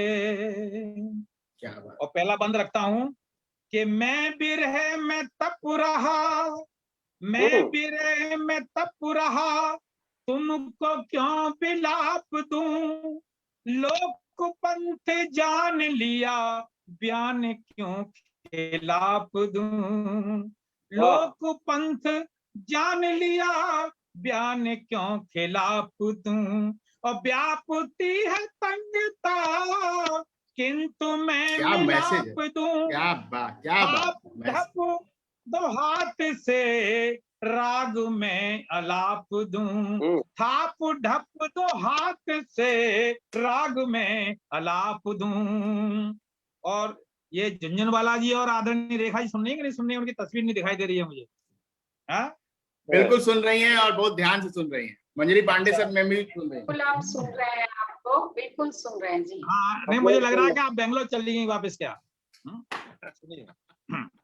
नहीं, बिल्कुल एकदम आप यहीं पर, बिल्कुल आगरा आप में गा रहे हैं तो हम सुन रहे हैं। आपकी आवाज बहुत मधुर है, पहली बार सुना है आपको गाते हुए। जाओ जाओ, धन्यवाद। और दहकती सी है लपट, दहकती सी है लपट यौवना के रूप में, राग और विराग लिए शाम और धूप में, राग और विराग लिए शाम और धूप में। ढूंढता मैं खोजता हूँ भाव अंधकूप में, रूप न स्वरूप मिला रंग के और भूप में, रूप न स्वरूप मिला रंग के और भूप में। और है मेरी ये वेदना, मैं ये समझ नहीं पाऊं कि मेरा भाग्य के दुर्भाग्य के सौभाग्य है मेरी ये वेदना या कहूं मुराद है। किस लई सा तन लिए वो तेरा आना याद है, किस लई सा तन लिए वो तेरा आना याद है। और सुनिएगा कि मैं सुधा के सिंधु में, मैं सुधा के सिंधु में डूब स्वयं सका नहीं, मैं सुधा के सिंधु में डूब स्वयं सका नहीं। और देव सा स्पर्श तेरा वो भी कर सका नहीं, देव स्वरूप स्पर्श को भी मैं नहीं कर पाया। कि हाँ गुरु, आशीर्वाद चाहिए आपका कि देव सा स्पर्श तेरा वो भी कर सका नहीं। और कमी कुछ नहीं थी सुरों की लहरियां, थी सुरों की लहरियां वो भी सुन सका नहीं। थम गया है व्रण मेरा ये किंतु कह सका नहीं। क्या बात है, कह सका है व्रण मेरा ये क्या नहीं। और सोचता ही रह गया, सोचता ही रह गया, कैसा प्रतिपाद्य है, किस लई सा तन लिए तेरा आना याद है। और ये कहने का प्रयास किया है जो आपका विषय है आदरणीय डॉक्टर सत्यप्रकाश जी, आपका विषय है वो पंक्ति इसमें कहता हूँ, सुनिएगा कि तुम कहो मैं सरल लालिमा सुबोध है, साथ में हो साधना नीति अनुमोद है, साथ में हो साधना नीति अनुमोद है। और आपका जो रूप स्वरूप है उस पर बात रखना चाहता हूं कि मोह की सम्मोहनी, मोह की सम्मोहनी ताप तंत्र शोध है, अनुरोध है, तत्वनिष्ठ जान लो ऐसा अनुरोध है। और आप मेरे क्या हैं, क्या खोज है मेरी, क्या बात कि है मेरी गवेषणा, है मेरी गवेषणा, मौन ही संवाद है, किस लई सतन लिए तेरा आना याद है, किस लई। और क्या स्थिति होती है कि हो गए प्रचंड वेग, हो गए प्रचंड वेग, ज्वर महीन बढ़ गया, हो गए प्रचंड वेग, ज्वर महीन बढ़ गया, चित्त की बनी ये व्रत प्रेम ग्रंथ मगड़ गया, चित्त की बनी ये व्रत प्रेम ग्रंथ गड़ गया। और तुम मेरी हर बसी जोर जोर से चढ़ गया, बाबा मंजरी जाओ, धन्यवाद। सुनिएगा कि तुम मेरी हो उर्वशी जोर जोर से चढ़ गया, और थर थरी सी देह में दृष्टि दोष मर गया, थरी सी देह में दृष्टि दोष मर गया, और काम रूप भाव ये, काम रूप भाव ये कैसा प्रतिवाद है, किस लई सा तन लिए वो तेरा आना याद है।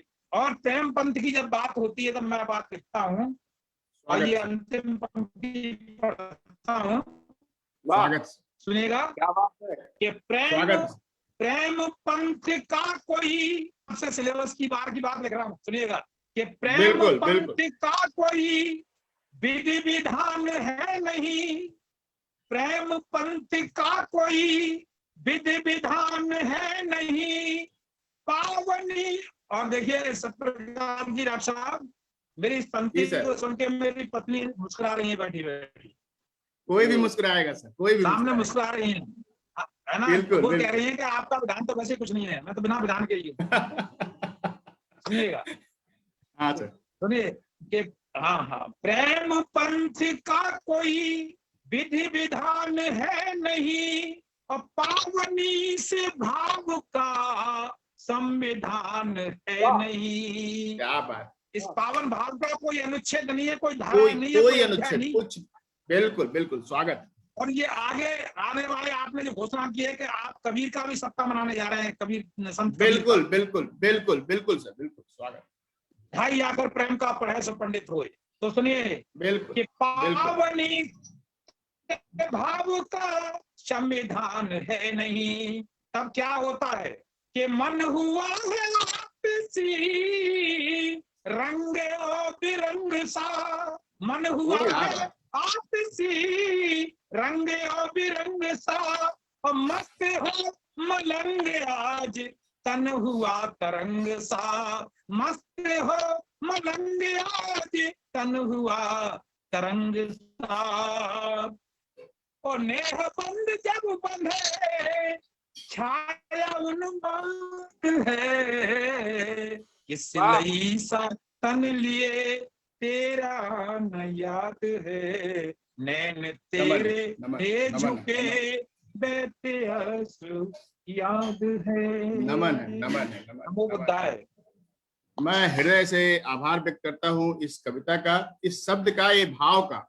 ऐसे भाव कब पैदा होते हैं और कब रचे जाते हैं और कब पढ़े जाते हैं, ये भाग्य होता है। आज इस पटल का भाग्य है कि मां सरस्वती की कृपा से वे शब्द कागज पर लिखे हुए यहाँ स्वर रूप में अवतरित हुए हैं और हम सभी लोगों का मार्गदर्शन, एक एक शब्द में एक एक लेसन है। अगर कवि के साथ टॉफी साहित्य सम्मान कार्यक्रम की समीक्षा के रूप में चर्चा की जाए, जब दो बुद्धिजीवी जो नए जुड़े हैं उनके सामने मुझे व्यक्त करने का पुनः अवसर मिला है, तब मैं यह कहता हूं कि यह शिक्षा अभियान कविताओं के माध्यम से क्या हम कोई नॉलेज ट्रांसफर कर सकते हैं?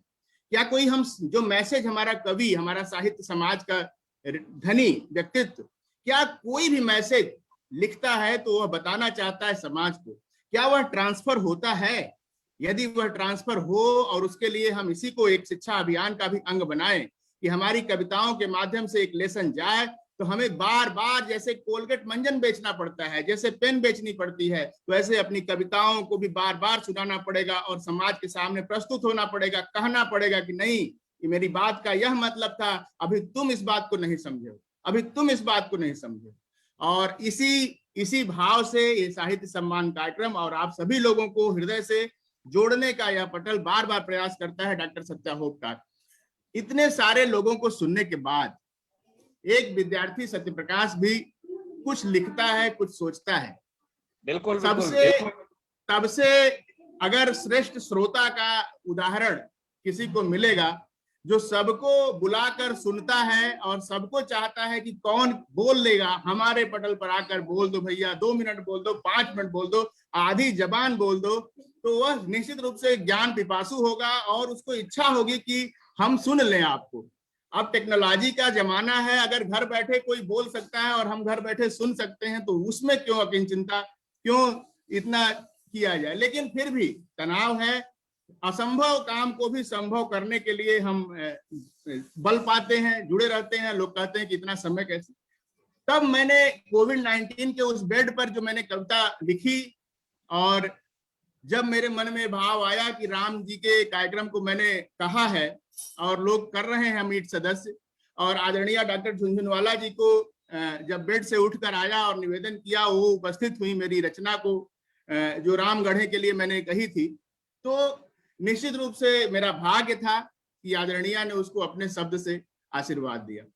लेकिन उन सभी चीजों को एक बेड पर बैठा हुआ डॉक्टर सत्यप्रकाश जो इतना बड़ा कार्यक्रम करवा रहा था और वो खुद बेड पर था, तो उसने क्या लिखा, उस सत्यप्रकाश को याद करते हुए, और मैं सारे शिक्षा सेवियों, सारे राष्ट्र सेवियों को समर्पित करता हूं, चुप रहने का अधिकार नहीं है, चुप रहने का अधिकार नहीं है, पूरे वर्ष बोलते बीता, चुप रहने का अधिकार नहीं है। जब डॉक्टर सत्या होपकार पूरे साल कोविड-19 का पूरा फेज बोलते हुए, बुलवाते हुए बिता दिया। मैं एक सेकंड रोकूंगा डॉक्टर साहब आपको।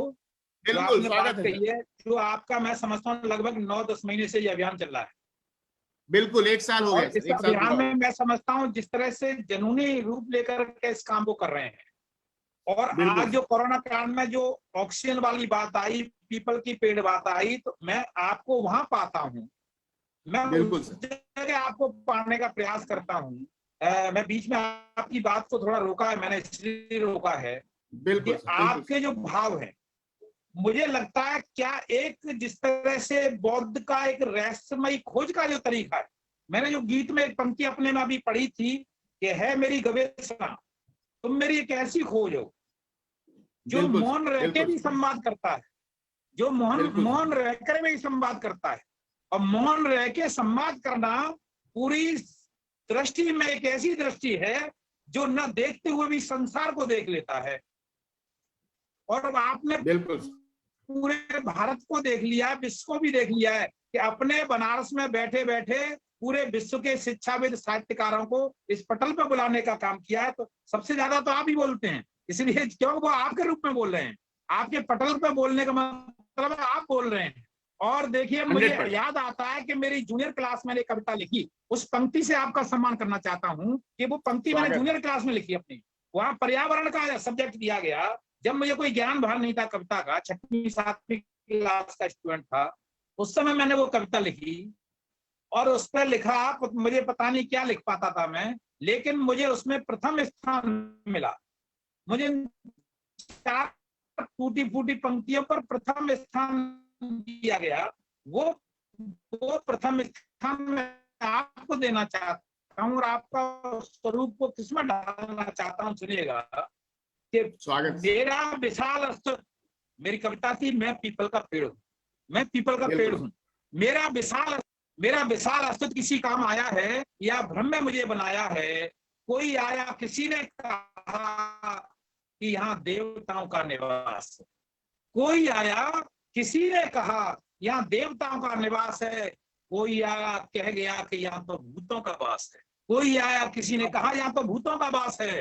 देवता समझकर आपकी वेदना को पढ़ना चाहता हूं, जो आपको वेदना भी है। इस अभियान में जो वेदना है, आपको जो अनुभव हुए होंगे, इस कार्यक्रम में आपने क्या त्याग किया होगा, कितने अपने काम छोड़े होंगे, इस अभियान को जोड़ने और जुड़ाने के लिए आपने क्या क्या तक प्रयास किए होंगे, तब मैं कहता हूं। लेकिन मेरा एक मानना है कि जो बुद्ध का अष्टांगिक मार्ग था, जो मध्य मार्ग के नाम से जैसा सामान्य हम जानते हैं, वो श्रेष्ठतम ऐसा मार्ग है जिस दृष्टि से आप जीवन में चलें तो शांतिपूर्ण होते हुए एक आनंद का वो मार्ग ढूंढेंगे, आनंदमय जीवन बनेगा। ऐसा मेरा सोच है। तो वो पंक्ति थी कि कोई देवता समझकर कच्चे धागों से बांधकर पूजन कोई कर गया। देवता समझकर कच्चे धागों का बंधन बांधकर पूजन कोई कर गया। हवा से खड़खड़ाए पत्ते, हवा से खड़खड़ाए पत्ते, भूत के आवाज से बच्चा कोई डर गया। हवा से खड़खड़ाए पत्ते, भूत के आवाज से बच्चा कोई डर गया। सृष्टि और दृष्टि सिर्फ इतनी सी है कि दृष्टि सिर्फ इतनी सी है कि हम देख पाए आखिर डॉक्टर सत्या का अभियान क्या है, ये आधार क्या है। उसी आधार पर बात करते हुए मैं आपको बहुत बहुत साधुवाद देना चाहता हूँ कि हमारे साथ प्रोफेसर ओमपाल सिंह जैसे शिक्षाविद और ऐसे बड़ी पंचायत के सदस्य रहे, जहाँ भारत की तकदीर बदलने का काम होता है, दिशा बदलने का काम होता है। निश्चित रूप से वो उस पद पे आज नहीं है, लेकिन सामाजिक दिशा बदलने का जो सतत प्रयास है। झुनझुनवाला जी जो देश की बड़ी एक ऐसी वक्तव्यता मानता हूं, उनकी लेखनी में इतनी शक्ति, इतनी ताकत है, इतनी ऊर्जा है, कितना उनके भावों में समर्पण है, कितना भावों को प्रवाह देने में स्नेह है। मैं समझता हूं कि मैं एक तरह से मैं मानता हूं कि जब वो बोलती हैं तो मैं समझता हूं पता नहीं किस सैटेलाइट से वो शब्द आते हैं, कहां से उनके विचार आते हैं, कहां से उन्हें शक्ति मिलती है, कहां से उन्हें ऊर्जा मिलती है।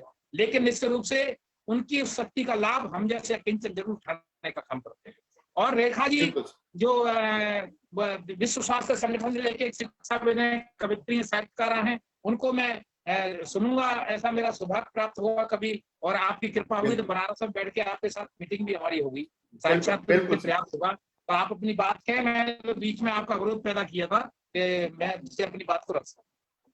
तो जब मैं बीमार था सर, तो मैं उसी आपकी ही बात को आगे करता हूं कि मुझे यह भाव जगा कि पूरे साल जो है कोविड-19 था, तब तो तुम एक उम्मीद दे रहे थे, कह रहे थे कि नहीं बोलिए बोलिए, सब लोग निकलिए और स्ट्रेस मैनेजमेंट करिए और आप लोग मीट कार्यक्रम करिए, हम हैं और हम आपके साथ चर्चा करेंगे और साहित्य सम्मान करेंगे और शिक्षा के लिए पर्सनालिटी डेवलपमेंट करेंगे, नए लोगों को लाएंगे।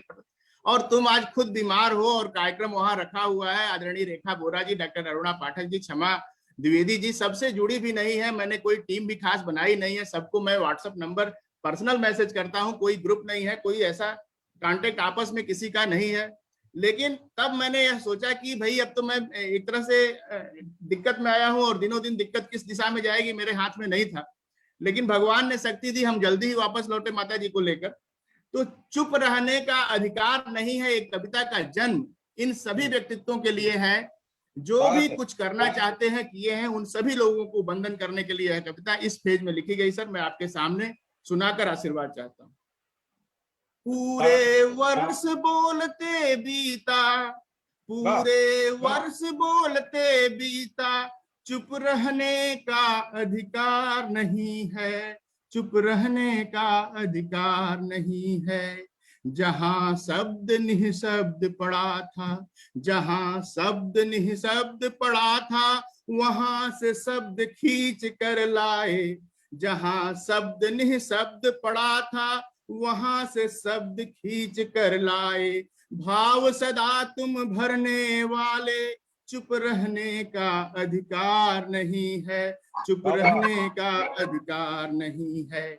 10 करोड़ों की आशा हो तुम, आपके लिए कहता हूं सर, 10 करोड़ों की आशा हो तुम उम्मीद बने नैनों की। 10 करोड़ों की आशा हो तुम उम्मीद बने नैनों की। तेरे मौन रख लेने से भी कितने कल के शब्द खो रहे, तेरे मौन रख लेने से भी कितने कल के शब्द खो रहे। लाख हृदय में राज दफन लो, लाख हृदय में राज दफन लो, चुप रहने का अधिकार नहीं है, चुप रहने का अधिकार नहीं है, चुप रहने का अधिकार नहीं है। लिखते और मिटाते रहते, फेसबुक और दुनिया और कागज और कलम, जो मैंने लिखा दुनिया ने जाना नहीं जाना, किसने जाना कि सत्यप्रकाश क्या लिखा क्या नहीं लिखा, या हम सब आप सभी लोग जितने भी थे।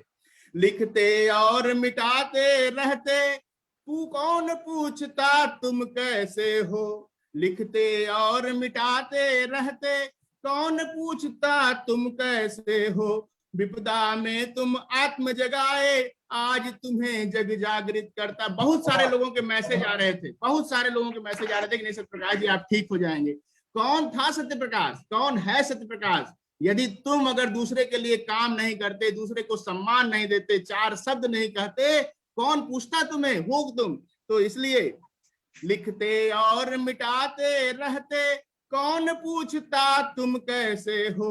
विपदा में तुम आत्म जगाए, आज तुम्हें जग जागृत करता। उठो राष्ट्र के शब्द पुजारी, आप सभी लोग शब्द पुजारी हैं। उठो राष्ट्र के शब्द पुजारी, तुमको सोने का समय नहीं है, तुमको सोने का समय नहीं है, चुप रहने का अधिकार नहीं है, चुप रहने का अधिकार नहीं है। मैं राग में भी गा सकता हूँ सर, बहुत बोल दिया हूँ। बाल हृदय रख जन तुम पाए, बाल हृदय रख जन तुम पाए, बृहद भाव रख उन्हें सजाए, बृहद भाव रख उन्हें सजाए। बाल हृदय रख तुम जन पाए, बृहद भाव रख उन्हें सजाए। कितने सारे पन्नों पर तुम कल की उम्मीद टिका पाए हो, कल की उम्मीद टिका पाए हो। हे उम्मीद पुजाने वाले, हे उम्मीद पुजाने वाले, अब चुप रहने का काल नहीं है, चुप रहने का काल नहीं है, चुप रहने का अधिकार नहीं है। अश्रु निकलते दृग से देखो, आंखों से आंसू आ रहे थे सर जब आप सभी लोगों के आशीर्वाद मिल रहे थे। अश्रु निकलते दृग से देखो, कितने मन को तूने पाया। अपने को उलाहना देने वाली कविता है। अश्रु निकलते दृग से देखो, कितने मन को तूने पाया। कौन कहां से जुड़ा हुआ है, बस ए नहीं नैनों की भाषा। आज शब्द तेरे प्रतिध्वनित हो, आज सब जो आपने बात कही सर, अभी अभी जो बात आपने कही है, आज शब्द तेरे प्रतिध्वनित हो। निज करणों को सुख देते हैं, निज करणों को सुख देते हैं। मेरे पटल पर आए हुए सभी लोग, जितने लोग भी बोलते हैं, निश्चित रूप से वो डॉक्टर सत्या प्रकाश ही बोलते हैं। आपने जो कहा उसी को, आज शब्द तेरे प्रतिध्वनित हो, निज करणों को सुख देते हैं। हे उम्मीद जगाने वाले, हे उम्मीद जगाने वाले, चुप रहने का अधिकार नहीं है, चुप रहने का अधिकार नहीं है। और ये कोविड-19 पर बैठा हुआ सत्यप्रकाश, पुराना वाला सत्यप्रकाश को कह रहा है, यही भाव उठता बनता है मेरे मन के इस कोने में, यही बात उठता बनता है मेरे मन के इस कोने में। कल को मैंने खत डाला था लोगों को प्रस्तुत करने में, यही भाव उठता बनता है मेरे मन के इस कोने में। कल को मैंने खत डाला था, आज हृदय में भाव जगाती जन जन की ये बातें सारी, बोलो राष्ट्र खोजता तुमको, बोलो राष्ट्र खोजता तुमको, चुप रहने का अधिकार नहीं है, चुप रहने का अधिकार नहीं है, हे उम्मीद जगाने वाले, चुप रहने का काल नहीं है, चुप रहने का काल नहीं है। तो आदरणीय डॉक्टर झुनझुनवाला जी ने जो प्रश्न किया कि इस कार्य का मतलब क्या है, यह कविता ही अपने आप में वह उत्तर है कि किसी भी वक्ता को, किसी भी ओरेटर को, किसी भी सांस्कृतिक संस्थान से जुड़े हुए राजनीतिक व्यक्तित्व को अगर समाज के मानसिक चिंतन की धारा को बदलने में और उसमें सोच व्याप्त करने में यदि हम थोड़ा सा भी अपना समय दें, ऊर्जा दें और उससे कुछ भला हो सके समाज का, तो उसको करते रहना चाहिए। अब हम आदरणीय रेखा बोरा जी से निवेदन करेंगे, वो एंथ्रोपोलॉजिस्ट हैं, एक रिसर्च साइंटिस्ट हैं, हमारे साथ जुड़ी हुई हैं लखनऊ से, और इस कार्यक्रम को बहुत ही अलग तरीके से सहयोग कर रही हैं। इनका सहयोग हर तरह से, चाहे वह बच्चों का कार्यक्रम हो, एक विशेषज्ञ के रूप में हमारे साथ जुड़ी हुई हैं। जैसे एक चीज होता है सर कि कहना पड़ता है कि यह करना है, और कोई होता है कि वो जानता है कि यह करना है। तो इस चीज को सिर्फ कुछ लोग ही समझ पाते हैं, उन्हें कहते हैं कट टू कट। तो मेरे लिए आदरणीय रेखा बोरा जी सीनियर हैं और हृदय से वो इस कार्य को अच्छा मानती हैं। इनका अपना कार्यक्रम है आगमन, उसकी अध्यक्ष भी हैं। और मैं सही कह रहा हूं ना, मैं सही कह रहा हूं ना, आगमन है ना? आवाज आपकी बंद है, आपका बंद है, आवाज बंद है। तो ये सारे पटल, कई पटलों के अध्यक्ष हैं और करती हैं। इसमें बच्चों वाले कार्यक्रम में और इस साहित्य सम्मान कार्यक्रम में अनेकों बार आभार प्रकट करना हो, स्वागत करना हो, लोगों को जोड़ना हो, सबको बहुत मन से करती हैं। एक रिसर्च साइंटिस्ट भी हैं, इसलिए मैं नमन करता हूं। इनका कुछ शब्द सुनकर उसके बाद हम लोग झुनझुनवाला मैम के पास जाएंगे, जिससे कि इस कार्यक्रम को कंक्लूड कर सकें। काफी लंबा एक कार्यक्रम हो गया। मैम बोले, अभी आपका म्यूट है, अभी म्यूट है।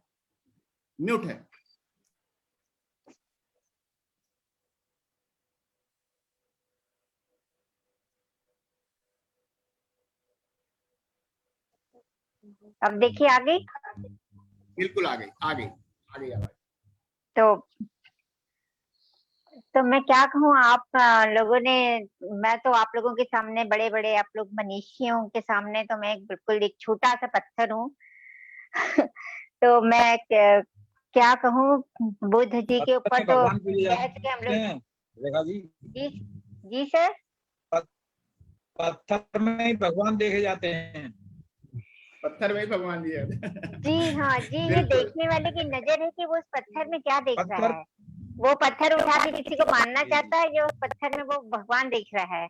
तो ये देखने वाले की नजर पे है सर। जी बिल्कुल स्वागत जी, जय प्रणाम। तो जी, ये मैंने एक गीत है या जो किए, तो मैंने कल भी सुना दिया था, लेकिन मैं आज फिर सुनाना चाहती हूँ इसी को। स्वागत। दीप जलने लगे, दीप जलने लगे। गिरजे की घंटे की टुनटुन, गिरजे के घंटे की टुनटुन, भेड़ों की घंटी की रुंझुन, संध्या की धूमिल छाया ज्यों सृष्टि पर कूची फेर रही। संध्या की धूमिल छाया ज्यों सृष्टि पर कूची फेर रही। बन की अभेद्य स्थिरता से कीड़ों की झिरमुट चीर चीर, अंधियारे से होड़ लगाता एक दीप जलने लगा।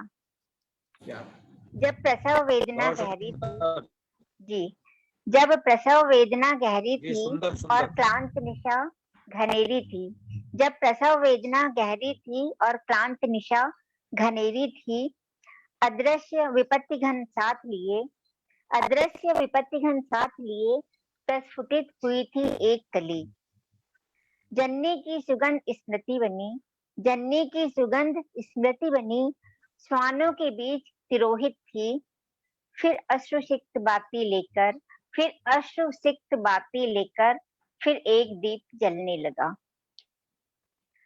शत योजन वन विस्तीर्ण सघन, शत योजन वन विस्तीर्ण सघन, भयभीत मृगी और व्याघ्र प्रचंड, भयभीत मृगी और व्याघ्र प्रचंड, फूंक गया निर्मम अत्याचारों की ज्वाला, निर्मम अत्याचारों की ज्वाला, फूंक गया बदन का पोर पोर।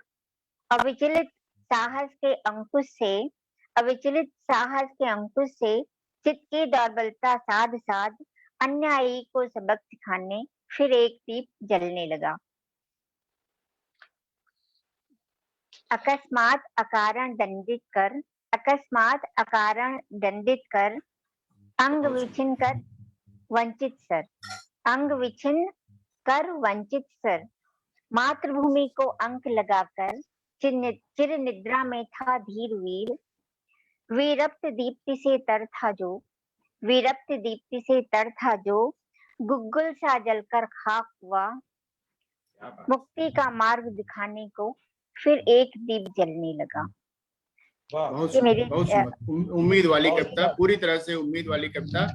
मैं नमन करता हूँ आदरणीय डॉक्टर मंजरी पांडे जी को। मैं निवेदन करता हूँ अपने विचारों से हम लोगों को कुछ आशीर्वाद दें, जिससे कि डॉक्टर इंदु झुंझुनवाला जी ने आपको बुलाकर हम लोगों को धन्य किया है। मैं निवेदन करूंगा कि आप अपने शब्दों से हम लोगों को थोड़ा सा आशीर्वाद दें, और उसके पश्चात मैं डॉक्टर इंदु झुंझुनवाला मैम से कहूंगा कि इस कार्यक्रम में चूंकि अभ्युदय का बहुत बड़ा योगदान है, अभ्युदय के आंगन में हम लोग आज यहाँ बैठे हैं, और सुबह सुबह जो सुबह का आशीर्वाद डॉक्टर इंदु झुंझुनवाला जी हम लोगों के पटल को देना शुरू की हैं, उससे हमने एक छोटा सा विन्यास जरूर डेवलप किया है कि 5 मिनट में भी कुछ सारगर्भित बात कही जा सकती है, और उसको कह के सुबह का समय और समाज को कुछ न कुछ सेवा किया जा सकता है। 5 मिनट का शिक्षा दान, वह कार्यक्रम आदरणीय बिंदु से सिंधु तक करने वाली आदरणीय इंदु झुंझुनवाला जी का बहुत अच्छा चल रहा है, और उसके लिए आप लोग आशीर्वाद मांगेंगे।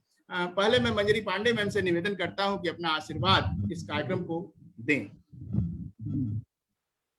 म्यूट है मैम, म्यूट है, म्यूट है, म्यूट है, म्यूट है, म्यूट है, म्यूट है, अनम्यूट करें। मंजरी जी अपना स्पीकर ऑन करें। हाँ, मैं कह रही हूँ, मैं तो सुनने आई थी और सुन भी रही हूँ। आदरणीय सत्यप्रकाश जी, बहुत अच्छा कार्यक्रम, और इतने अच्छे अच्छे प्रोफेसर ओमपाल जी हैं, और अभी अंगद जी गए, ये लोग सब इतने बड़े बड़े लोग, रेखा जी बोल रही हैं, इंदु जी हैं, ये लोग सब, आप लोग सब, मैं तो सुन रही थी केवल, और सुनने के लिए ही थी। तो बस बहुत अच्छा, बहुत अच्छा, बस बहुत बहुत धन्यवाद।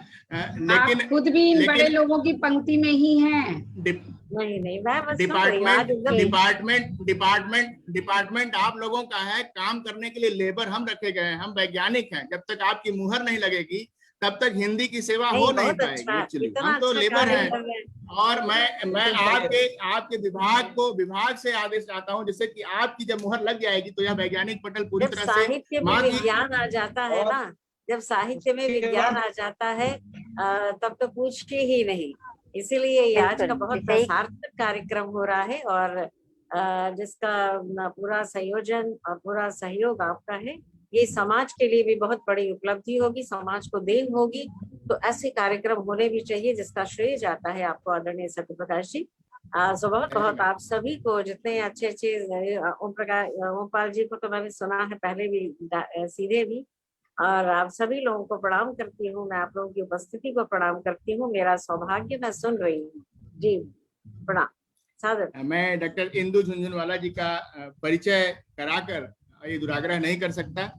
ये सारा कार्यक्रम उन्हीं का है, अभ्युदय के माध्यम से हम लोग का अभ्युदय हो रहा है, और अभी बहुत काम करना है, सीमा नहीं है। आदरणीय ने पूछा है कि यह राह है या मंजिल, और इसका क्या गंतव्य है, पूछना भी जरूरी है। और इसलिए मैं बताना चाहता हूं कि बिल्कुल राह है और राह ही रहेगी, इसकी कोई मंजिल नहीं है। जब तक हमारे कदम चलते रहेंगे तब तक हम चलते रहेंगे, और मंजिल प्रभु मंजिल के रूप में आप जब मिलेंगे उस दिन वह पड़ाव रहेगा। डॉक्टर अंगद धारिया मिले हैं, वह पड़ाव है। डॉक्टर रेखा बोरा मिली है, वो डॉक्टर मंजरी पांडे मिली है, वो वही पड़ाव है। सांस लेने की थोड़ी सी फुर्सत है, और बस इसके बाद बस राही हूँ, राह चलता रहूं, बस यही आशीर्वाद चाहिए। बोले मैं बोलूं? स्वागत है आपको बोलना है। तो मुझे लग रहा है कि काफी देर हो गई है और समापन करना है, तो आप जो आदेश दें कि किस तरह से आप चाहते हैं कि समापन किया जाए इसका। आपकी जो बात है बुद्ध के ऊपर, हम चाहेंगे कि उस बात को आज आप यहाँ रखें, जिससे कि इस कार्यशाला का समय थोड़ा ज्यादा लग जाएगा ना। अच्छा 5 मिनट में बोले, फिर आपकी सीरीज चलती रहेगी, उसमें चलेगा थोड़ा। हाँ 5 मिनट। आप तो गागर में सागर भरने में एकदम निपुण है, माहिर। पूरी तरह से कोई बात नहीं है और कोई दिक्कत नहीं है। 5 की जगह 6 भी हो सकती है, 7 हो सकती है, क्या दिक्कत है? 15 मिनट भी हो सकता है सर, खा पी के बैठे हैं, कोई दिक्कत नहीं। ये तो अंगद जी और सत्यप्रकाश जी, मंजरी जी, आप लोगों का बड़प्पन है। तो मैं महात्मा बुद्ध के लिए मैंने सोचा था कि आज जो ये प्रोग्राम है आप लोगों का व्यष्टि से समष्टि तक, और इसमें आओ चले बुद्ध की ओर, तो ये एक अपने आप में ही बड़ा आकर्षित सा नाम भी है और काम भी है। बुद्ध की बात अगर करते हैं भारत, तो मतलब भारत की संस्कृति की बात करते हैं, बुद्ध की बात करते हैं तो भारत के दर्शन और अध्यात्म की बात करते हैं हम। और इसको कम शब्दों में मैं जो कहना चाहती हूँ, तो आज तक जिस दृष्टि से मैंने बुद्ध को देखा था, महात्मा बुद्ध को, और आम जो एक धारणा है बुद्ध के प्रति और महावीर के प्रति कि वो हमारे प्रतिमान है इस बात के कि उन्होंने एक इतिहास बनाया है। भारत के दर्शन और साहित्य में एक नया, जो कहते हैं नया युग लेकर वो आए। और बुद्ध के लिए तो बड़ी छोटी सी एक जो बहुत ही प्रचलित कहानी है, जो सब जानते हैं कि उन्होंने अपनी पत्नी और बच्चे को छोड़ा और सत्य की खोज में निकल गए, और बाद में वो बन गए महात्मा बुद्ध। तो मैं देखती हूँ कि जब वो महात्मा बुद्ध बन गए और वैशाली के नगरों में जब वो भ्रमण कर रहे हैं, मगध के नगरों में कहूँ तो कि, और उसमें वैशाली भी आती है और उसमें और बहुत सारे राजगीर आते हैं और बहुत सारे शहर आते हैं, बहुत सारे छोटे छोटे जो सूबे उस समय थे वो सारे आते हैं। तो उनमें और ऐसा क्या था जो महात्मा बुद्ध को, उस समय के जो ऋषि मुनि थे, मैं देखती हूँ कि राजा महाराजा सभी उनके पास आते थे सलाह लेने के लिए। तो आखिर क्यों आते थे, उसमें ऐसी क्या खास बात थी? तो वहां पर मुझे जो एक बहुत ही अच्छी सी एक जो बात मिली, अगर लोगों को लगता है कि राजतंत्र अब राजतंत्र से गणतंत्र बेहतर है, तो ये गणतंत्र किस रूप में बेहतर है, उस रूप को बुद्ध ने हमारे सामने रखा है। तो बुद्ध सिर्फ धर्म की बात नहीं करते, सिर्फ सन्यास की बात नहीं करते, सिर्फ मोक्ष की बात नहीं करते, कैवल्य की बात नहीं करते, बल्कि संसार में रहते हुए आप किस तरह से एक देश को गणतंत्र बना सकते हैं और वो गणतंत्र किस तरह से सफल हो सकता है, उसके जो उन्होंने 7 सूत्र बताए थे। आज सिर्फ समय बहुत कम है, इसलिए मैं सिर्फ उन 7 सूत्रों की बात आपसे करना चाहूंगी, जिन 7 सूत्रों को अगर देखा जाए तो उनकी भाषा में, जिस भाषा में वो लिखते थे कि 7 ऐसे सूत्र हैं, सप्त धम्म करके जो सूत्र उनके बनते हैं, उनमें जो सबसे पहला सूत्र, और वो सूत्र आते भी कैसे हैं, जबकि अजात शत्रु वैशाली के धन को लूटना चाहता है, वैशाली की संपदा से प्रभावित होकर वैशाली को अपने कब्जे में करना चाहता है, और वैशाली में वज्जीगणों का शासन है, और वज्जीगणों को कोई क्यों नहीं हरा सकता है, बुद्ध उनके साथ हैं। और क्यों बुद्ध उनके साथ है, महात्मा होते हुए भी वो क्षमा करें, वो वज्जीगण के साथ क्यों हैं, इस बात को बताने के लिए जिस ढंग से महात्मा बुद्ध अपने शिष्य आनंद से उन 7 सूत्रों की बात करते हैं, सिर्फ आज मैं उन 7 सूत्रों को देना चाहूंगी। जब हम बुद्ध की ओर चलने की बात कर रहे हैं और आज उसके समापन की बात कर रहे हैं, तो ये जो सूत्र हैं वो उस काल में या आज के काल में, या अगर आप सोचें तो मैं कहती हूँ जब जब भी हम गणतंत्र की बात करेंगे, जब जब भी हम बात करेंगे प्रजातंत्र की, तब तब वे सूत्र बहुत काम आएंगे। और अगर हम उन सूत्रों पर चल करके प्रजातंत्र करेंगे, तो बुद्ध ने भी कहा था कि जब तक इन सूत्रों पर वज्जीगण चलते रहेंगे तब तक उन्हें कोई नहीं हरा सकता, उनके राज्य को कोई नहीं छीन सकता। और वे 7 सूत्र क्या थे? वे 7 सूत्र, सबसे पहला सूत्र ये था कि जब भी राष्ट्र में, जो भी प्रजातंत्र में जब भी लोग इकट्ठे होंगे, सभा करेंगे और उसके बाद कोई निर्णय लेते हैं, हर थोड़े थोड़े दिनों पर सभा होती रहनी चाहिए। मैं ताज्जुब करती हूँ कि महावीर और बुद्ध के जो संघ थे वो इतने बड़े बड़े संघों को वो संभालते कैसे थे, और उसकी कुंजी मुझे यहाँ पर मिलती है। वहां पर भी वो प्रजातंत्र था कि सबके साथ बैठ करके मंत्रणा हर बात की होनी चाहिए, पहली बात। और दूसरी बात यह कि जब हम मंत्रणा कर लेते हैं तो उसमें एक मत होने के बाद, एक मत होने की कोशिश करने के बाद तब निर्णय लिया जाना चाहिए। और फिर तीसरी बात आती है कि जब हम निर्णय एक राय बन जाती है तो सबसे पहली बात आती है कि कोई भी नियम बनाना बहुत आसान है, उसको निभाना बहुत कठिन है। तो तीसरी बात वो कहते हैं कि जो पुराने नियम चले आ रहे हैं, जो संवैधानिक हैं, जो हमारे नियम जिसको वैधानिक कानूनन है, उन नियमों को तुरंत भंग नहीं करना चाहिए, उन नियमों का हमेशा पालन होते रहना चाहिए। और नए नियम, नए कानून बनाने के पहले बहुत सोचना चाहिए, लेकिन अगर हम कानून बना लेते हैं तो उनका पालन जरूर होना चाहिए।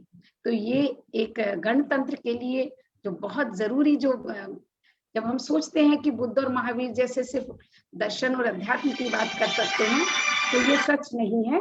और यहाँ पर इस 3 नियमों को वो इस तरह से रखते हैं। और बाद के जो उसके बाद जो 2 नियम वो रखते हैं, वो नियम भी बड़े सुंदर हैं कि अपने बड़ों का स्वागत सत्कार करना चाहिए, और उस स्वागत सत्कार के साथ साथ बड़े जो कहते हैं उनकी सुननी चाहिए, और जो उचित लगे उसको मानना चाहिए। बहुत ध्यान देने की बात है, इसमें बड़ों के लिए एक चेतावनी है कि आप ऐसी ही बात को रखें जो उचित हो, खूब ठोक बजा करके रखें।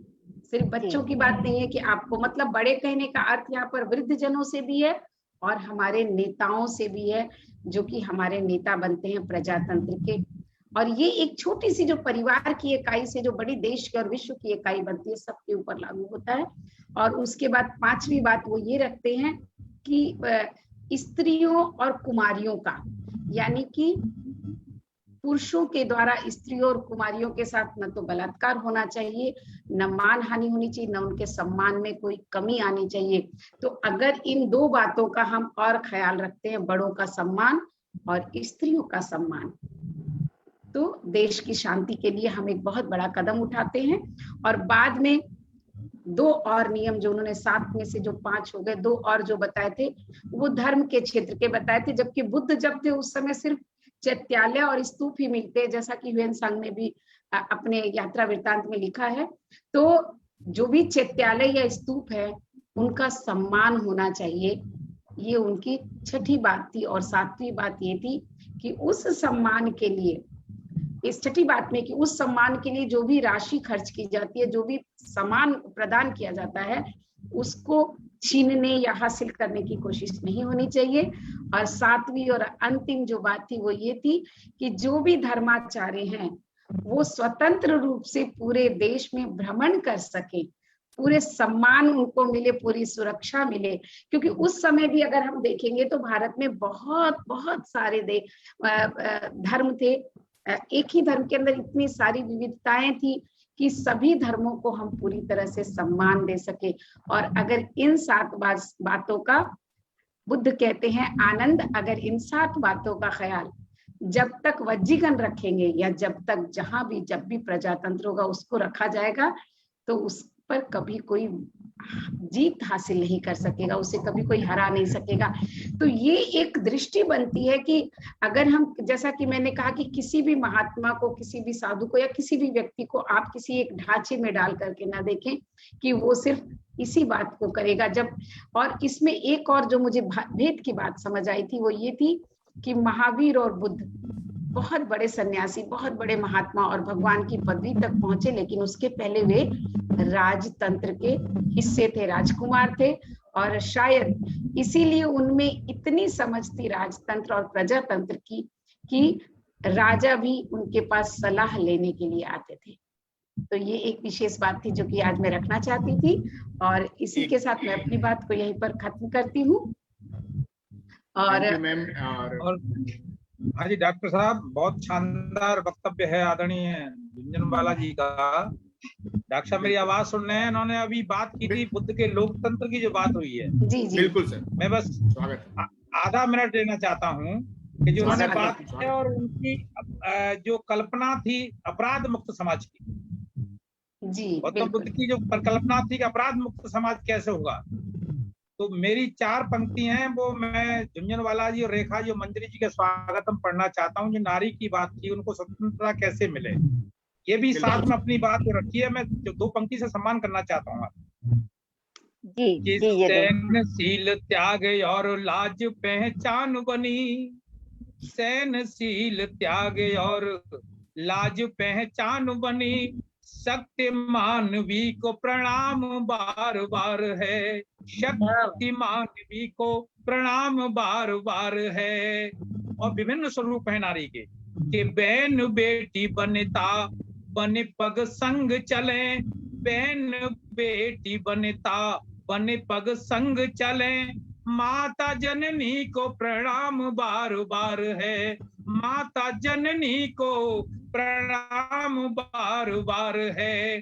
शिक्षा स्वावलंबनित संपदा संजोए रही, और आप तो ये चारों काम कर ही रही हैं, निश्चित रूप से आपके संवाद लोगों को प्रेरित करते हैं कि शिक्षा स्वावलंबनित संपदा सजोए रही, इनकी आन बान को करो ना तार तार है, भाव संभाव मान मर्यादा भान धरें, भाव संभाव मान मर्यादा भान धरें, शक्ति रूप संस्था को नमन हजार है, शक्ति रूपी संस्था को नमन हजार है।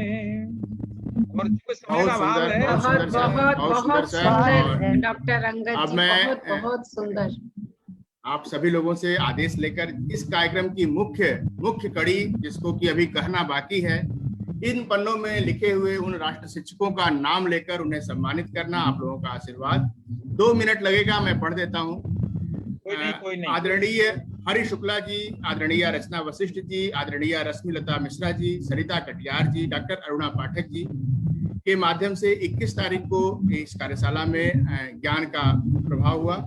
आदरणीय ममता खरे जी, डॉक्टर झरना माथुर जी, शिखा गर्ग जी, शिक्षिका अलका शर्मा जी, आदरणीय प्रमीला जी, आदरणीय सुदर्शन जी और प्रिया पांडे जैसे अनुज्ञा सदस्य जो एकदम बिल्कुल नई हैं, उनके स्वागत से द्वितीय दिन इस कार्यक्रम का संपादन हुआ।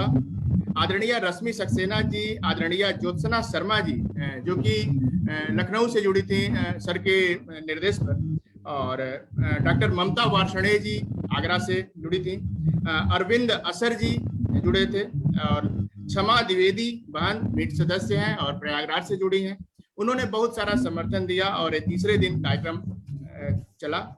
इसके पश्चात साहित्य प्रभा मंच के अध्यक्ष आदरणीय कमल किशोर मिश्रा जी, श्रीधर द्विवेदी जी एक प्रबुद्ध और बहुत वयोवृद्ध शिक्षक और बहुत सुंदर लिखते हैं, हम लोगों के गुरु हैं, आदरणीय श्रीधर प्रसाद द्विवेदी जी, वंदना विशेष गुप्ता जी, गया प्रसाद मौर्य जी ने बहुत सुंदर जो है विचार दिया और गीत गाए, बहुत सुंदर, और उनके गीतों को मैंने छोटे में भी संकलित करके पटल पर डाला था सर के निर्देश पर। आदरणीय अनुज्ञा सदस्य प्रथम भिलाई छत्तीसगढ़ से, जो पहली बार कुछ बोल नहीं पाती थी, पहली बार वीडियो बनाई हमारे निवेदन पर, और वो एक गृहस्थ है, बहुत अच्छा काम कर रही हैं। सुभाषिनी गुप्ता जी एक अध्यक्ष के रूप में कार्यक्रम की शोभा बनी।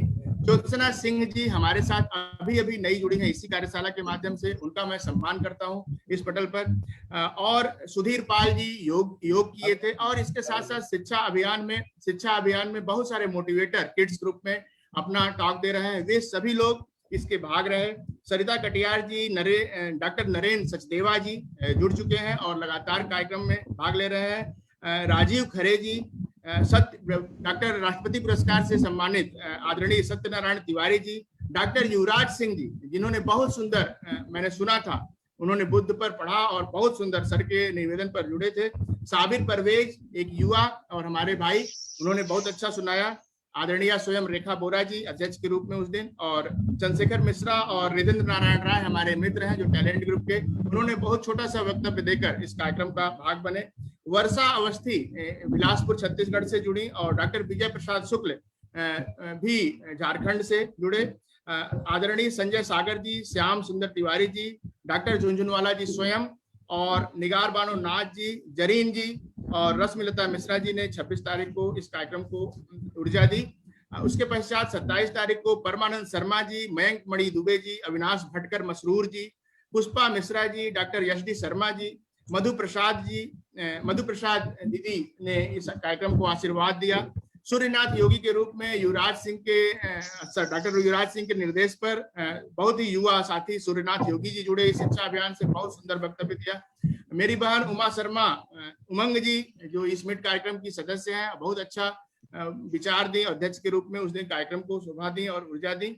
आदरणीय प्रमिला जी के स्वागत से 28 तारीख को शुरू हुआ और रेखा भदौरिया जी ने बहुत सुंदर गीत के साथ 11 बजे हम लोगों को जोड़ा था और खुद स्वयं अंगद धारिया सर पूरा कार्यक्रम सुने थे।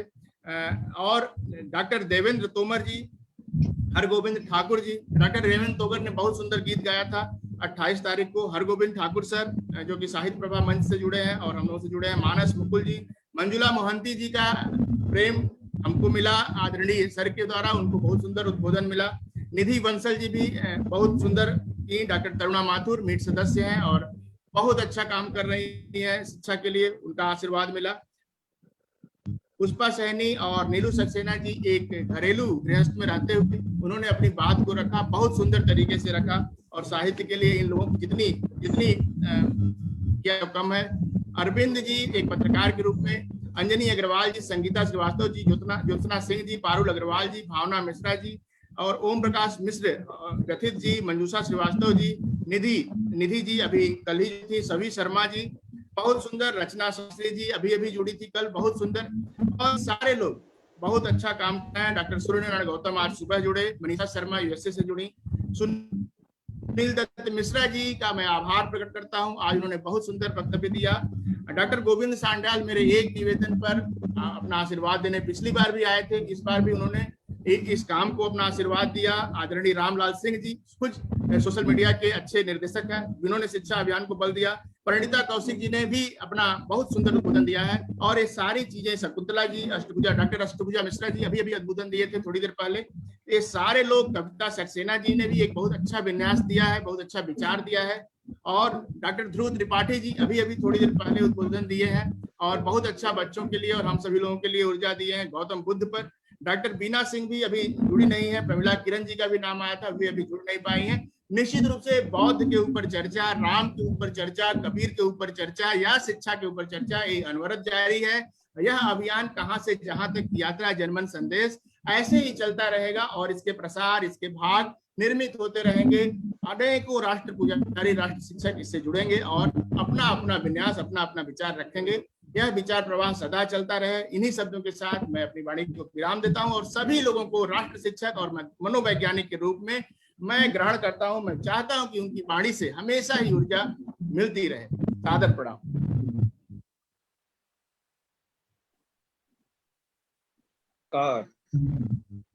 सभी को प्रणाम।